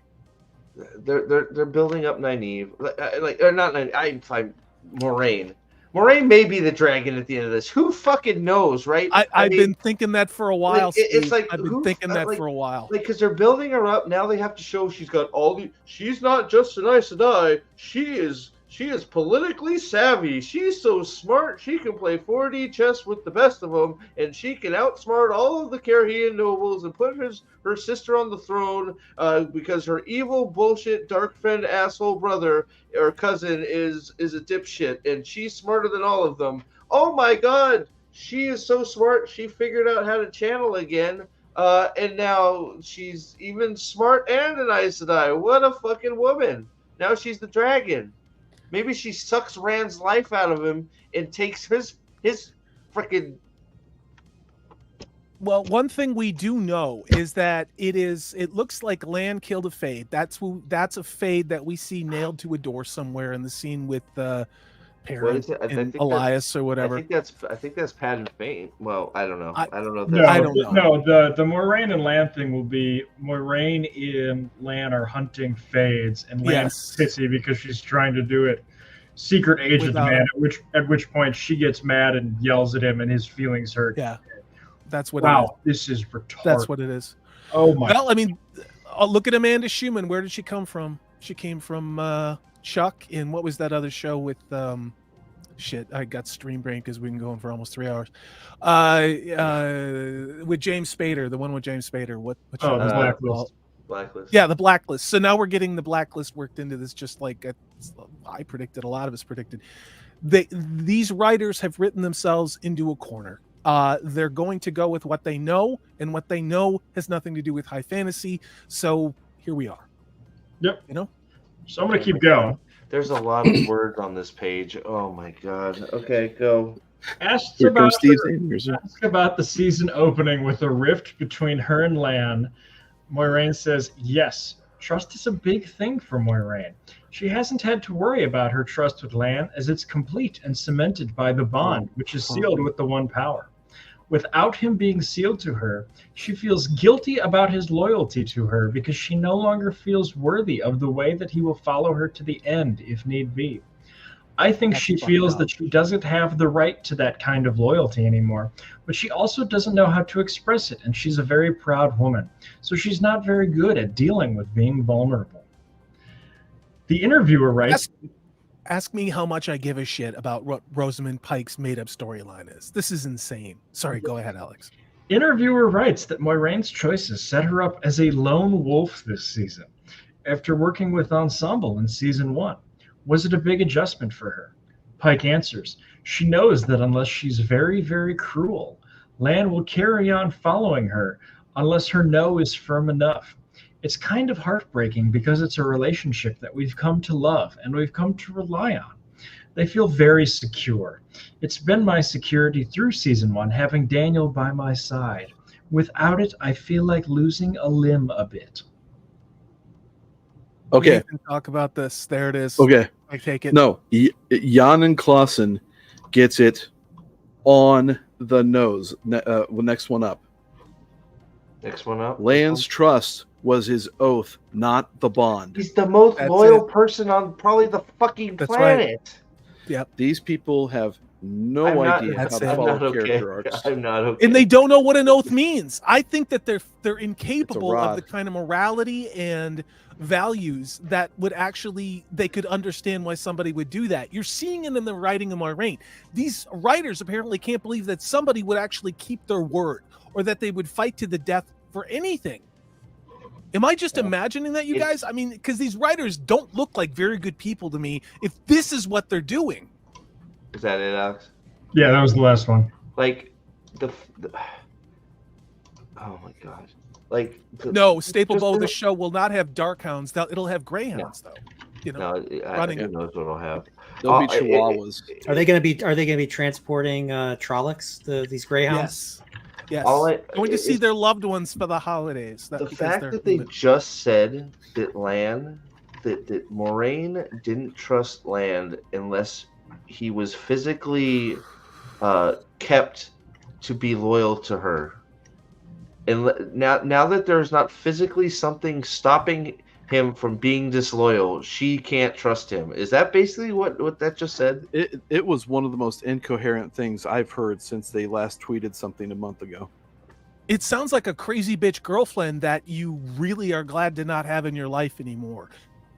Again, the kind of relationship they're talking about, I don't think these writers have the capacity to describe. And they just described it as like some college boyfriend and girlfriend with trust issues. That's what this sounds like. Yeah. She can't trust him because she feels bad about their bond not being there anymore. So it's her fault that she can't trust him. But it makes no sense. Right. You know, it is becoming more and more clearly incoherent as we're approaching the season, just like the first season being completely incoherent. This one is just stepping up to the plate and hitting a grand slam in the same ballpark with a short fence. This is this is what the show's lore expert, I use that very generously, said you have to gird the loins for. This is incoherent. Well, right here, like they did. Did they just forget that Lan and Moraine have been bonded together for 20 fucking years? She still can't trust him after 20 years. On top of that, the reason they got bonded, how they got bonded, everything that she knows about him, vice versa. I mean, it's like, yeah, like you don't need at that point. You don't need a bond. It's just like his sister. Like you're not going to abandon her. These are people who have no capability to look at history, learn from history, because everything to them happens within the span of moments in a day. There's nothing that is taken as a grand scope of things and looks at source reasons for why these things happen or why relationships are like this when they start way back here. I feel, it would be great to have drama in this little snippet here that's going to cause a break of a 20-year relationship. Never mind the fact of what that 20 years was. Let's just go ahead and break it and put in some ham-fisted way that they just can't get over themselves to keep the relationship going. It's not only that, but the show kind of broke its own continuity because Lan was really disturbed after the show's Rosamund Pike blocked him when she was going to the lesbian love shack with Suan, and he's like, I feel really weird without you, and he was worried about her. Now you're going to tell me in season 2, within this show's convoluted half-ass CW Batwoman level continuity, that now it's going to be Moiraine who's struck. I mean, this makes no sense. It makes no sense with the world that they built. Just remove it from the books. I mean, I don't understand how anybody can be this stupid. How can anybody be this stupid? I'm getting really fucking pissed off now. Give me a break, all right? It's like, I'm surprised the keyboard's not broken on over Prophet's head. This thing? Yeah. Over my head. I didn't want to deafen chat with the bang. No, it looked like you were about to bend it in half as Alex was that reading. bad. I was getting mad. I'm still fucking mad. Like, this is ridiculous. Like it's insulting that these people. It's insulting. Sorry. Character assassination. Like, Lan is being physically assassinated. Like, it sort of slipped under the, I shouldn't say, no, that's not fair. It didn't slip under the radar. Like, Lan was done damage, right? Big damage in season 1, right? But now you're immediately on episode 1 going to attack the man's morals and his self-worth and his Lan's loyalty. Right. Lan. They don't understand the concept. You're going to put that in question. And you're going to put it under the guise of character development, not for Lan, but for Moiraine. Rafe Judkins, I said it last season, has some serious daddy issues. He's made comments about people being the daddy that they wish they had. I'm not being cruel when I say that. If you cannot write the mature masculine, the mentor, the elder, any man at all being capable then what are you doing? We're back to intersectional feminism where men are either stupid or evil or both. And it's the same goddamn trajectory this show was on in season 1. That's why Tom couldn't exist. That's why Lan never once trained the boys in a goddamn thing. And now he's going to go back. And it's just, I'm angry because I simply do not understand how someone can be this stupid and this emotionally and creatively bankrupt and be given something that means a lot to me. This series means a lot to me. The book, and it means even more to Prophet of the Dragon. But to see this up close and to understand the calculated lack of talent and utter it at this point, it is absolute hatred of what Robert Jordan wrote. I think we have crossed the Rubicon now. I think the gloves are off. Well, and thank you, Alex, for the gifted membership. Who got it? Chris got it. Yay, Chris Sanders got it. Thank you.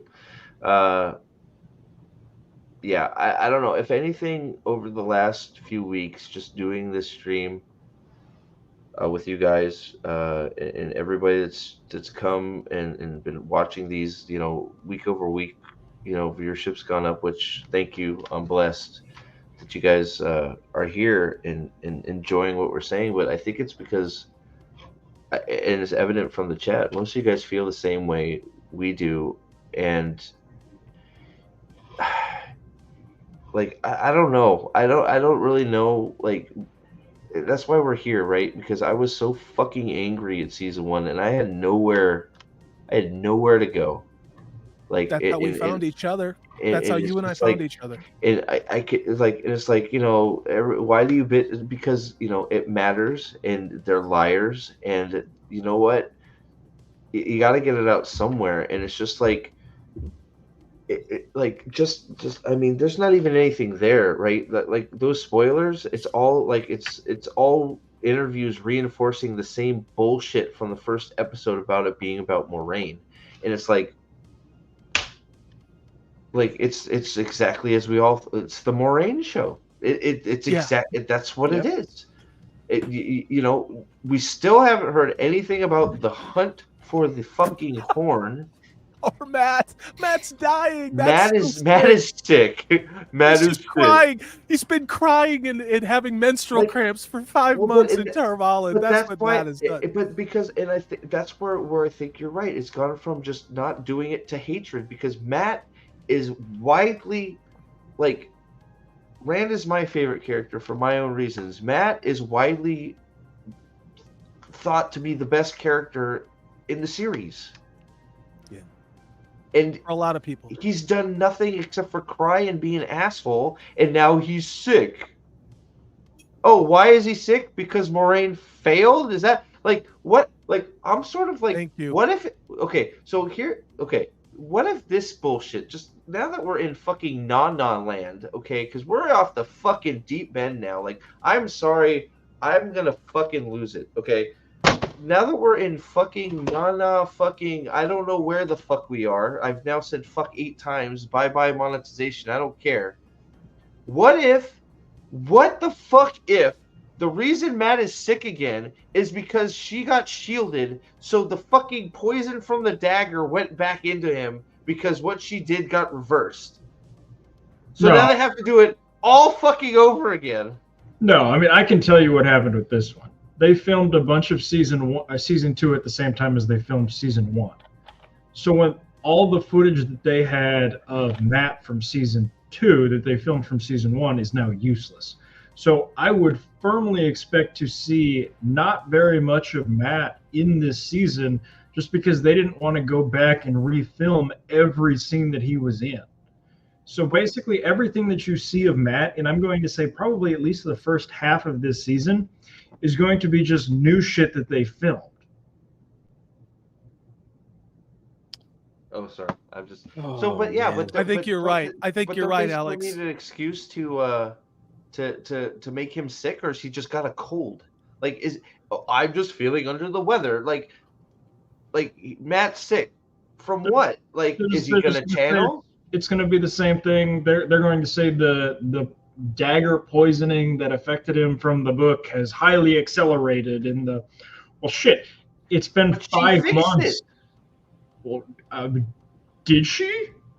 They made it seem like She did. sucked it out of him. Remember she had that stupid scene with the ghost smoke that came out of him, and then They made it seem like it was all wham bam done. Patton Fade's got the fucking dagger. Sorry, Sam 8000. What are each of your favorite books of all time? And you got another one down here, I think. Did I miss one? should we just do a quick fire, no hyperbole, just list off a title for that? Or for me, it's the tie between Lord of Chaos and the Noble House. So Lord of Chaos, yeah, go. So go ahead, Salty. You go first. I'd say The Great Hunt and the Dragon Reborn from the series, if that's what we're talking about. I think my two favorite books. So he said Lord of Chaos and Noble House. So I think he's talking about just all time. Okay. So I'm just gonna go with my answer and let somebody else go. Yep. Okay. You got two. So I'm going to say in series. I'm going to say I think Knife of Dreams actually.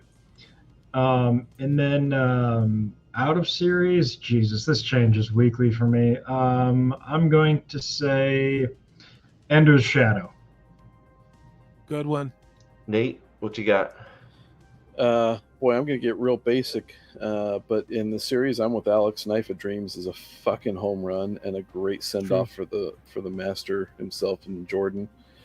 In terms of books, it's the book that I've read the most out of fantasy, and it's Lord of the Rings. You can't beat it.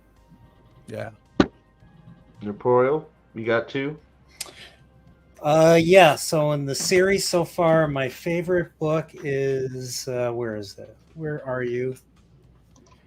No, that's not it. Yeah, this is it. This is my favorite book in the series, Great Hunt. I love the flicker, the final fight, the death is no bar to my call or something, or I forget the grave is no bar to my call. That's such a great chapter. And of course, my favorite book of all time is not Wheel of Time. It's another series that by an asshole author who will never finish his book, but it's this Storm of Swords is my favorite book of all time. This has everything. This tells stories within stories. This entire 900-page book is a roller coaster ride going down. So good night, Lyle. Good night, Lyle. Thank you. Night, Lyle. Thank you for always all the support, Lyle.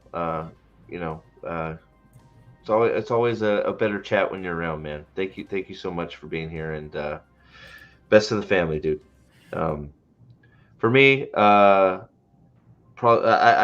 tend to lean towards Lords of Chaos just because there's a certain scene, obviously, in it that is crazy good. And I have trouble picking. Like I don't know. There's a few that come to mind out of Wheel of Time. I like Oathbringer a lot. I actually like the Lost Metal a lot, but I actually think the latest Dresden book, Battlegrounds,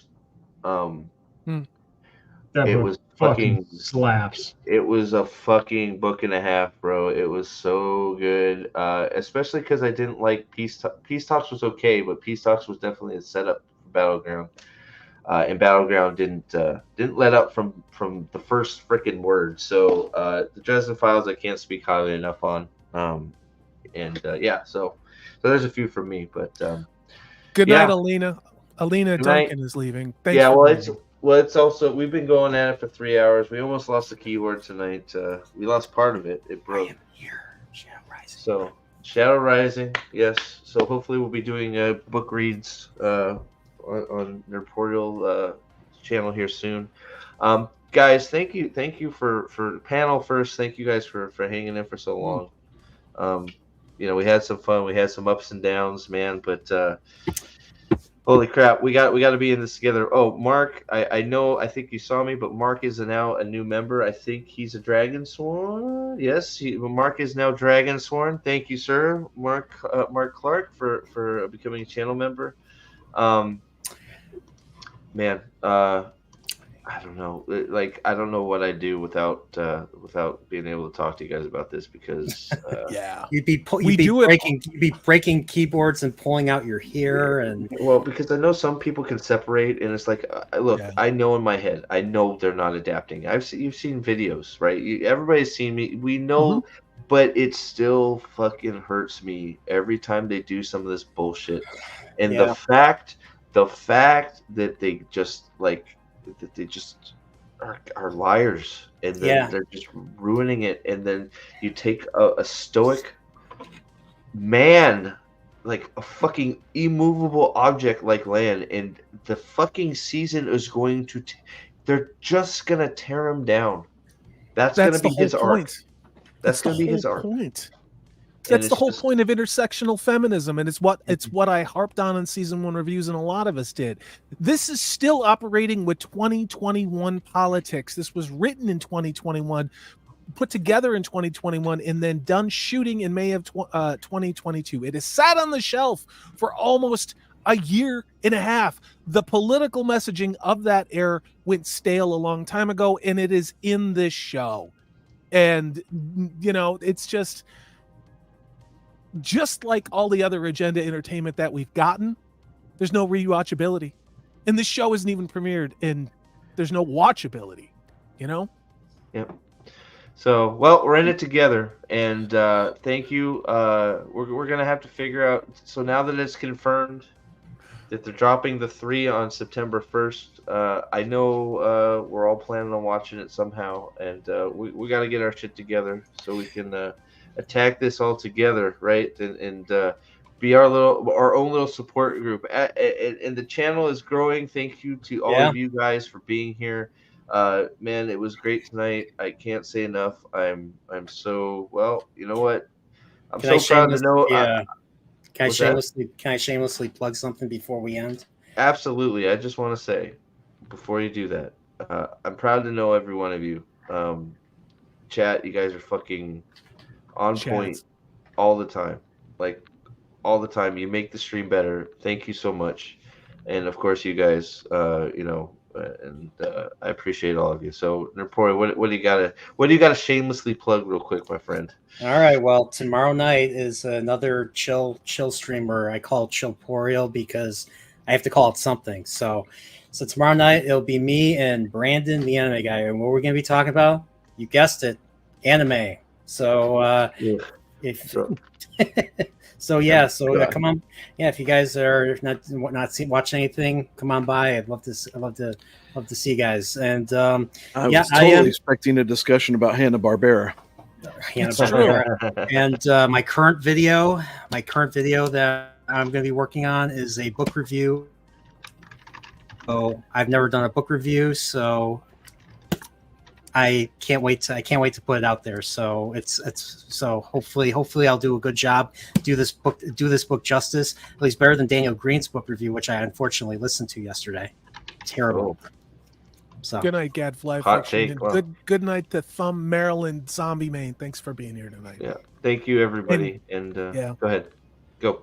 No, I was just gonna say, Friday night, there's a new Wheel of Jeopardy time panel. This time we actually have the full Jeopardy setup where you can pick the questions and it keeps track of the score. I'll be dropping a link for that. Alex, if you're free, I'd love to have you on the show. Thanks for having me on tonight.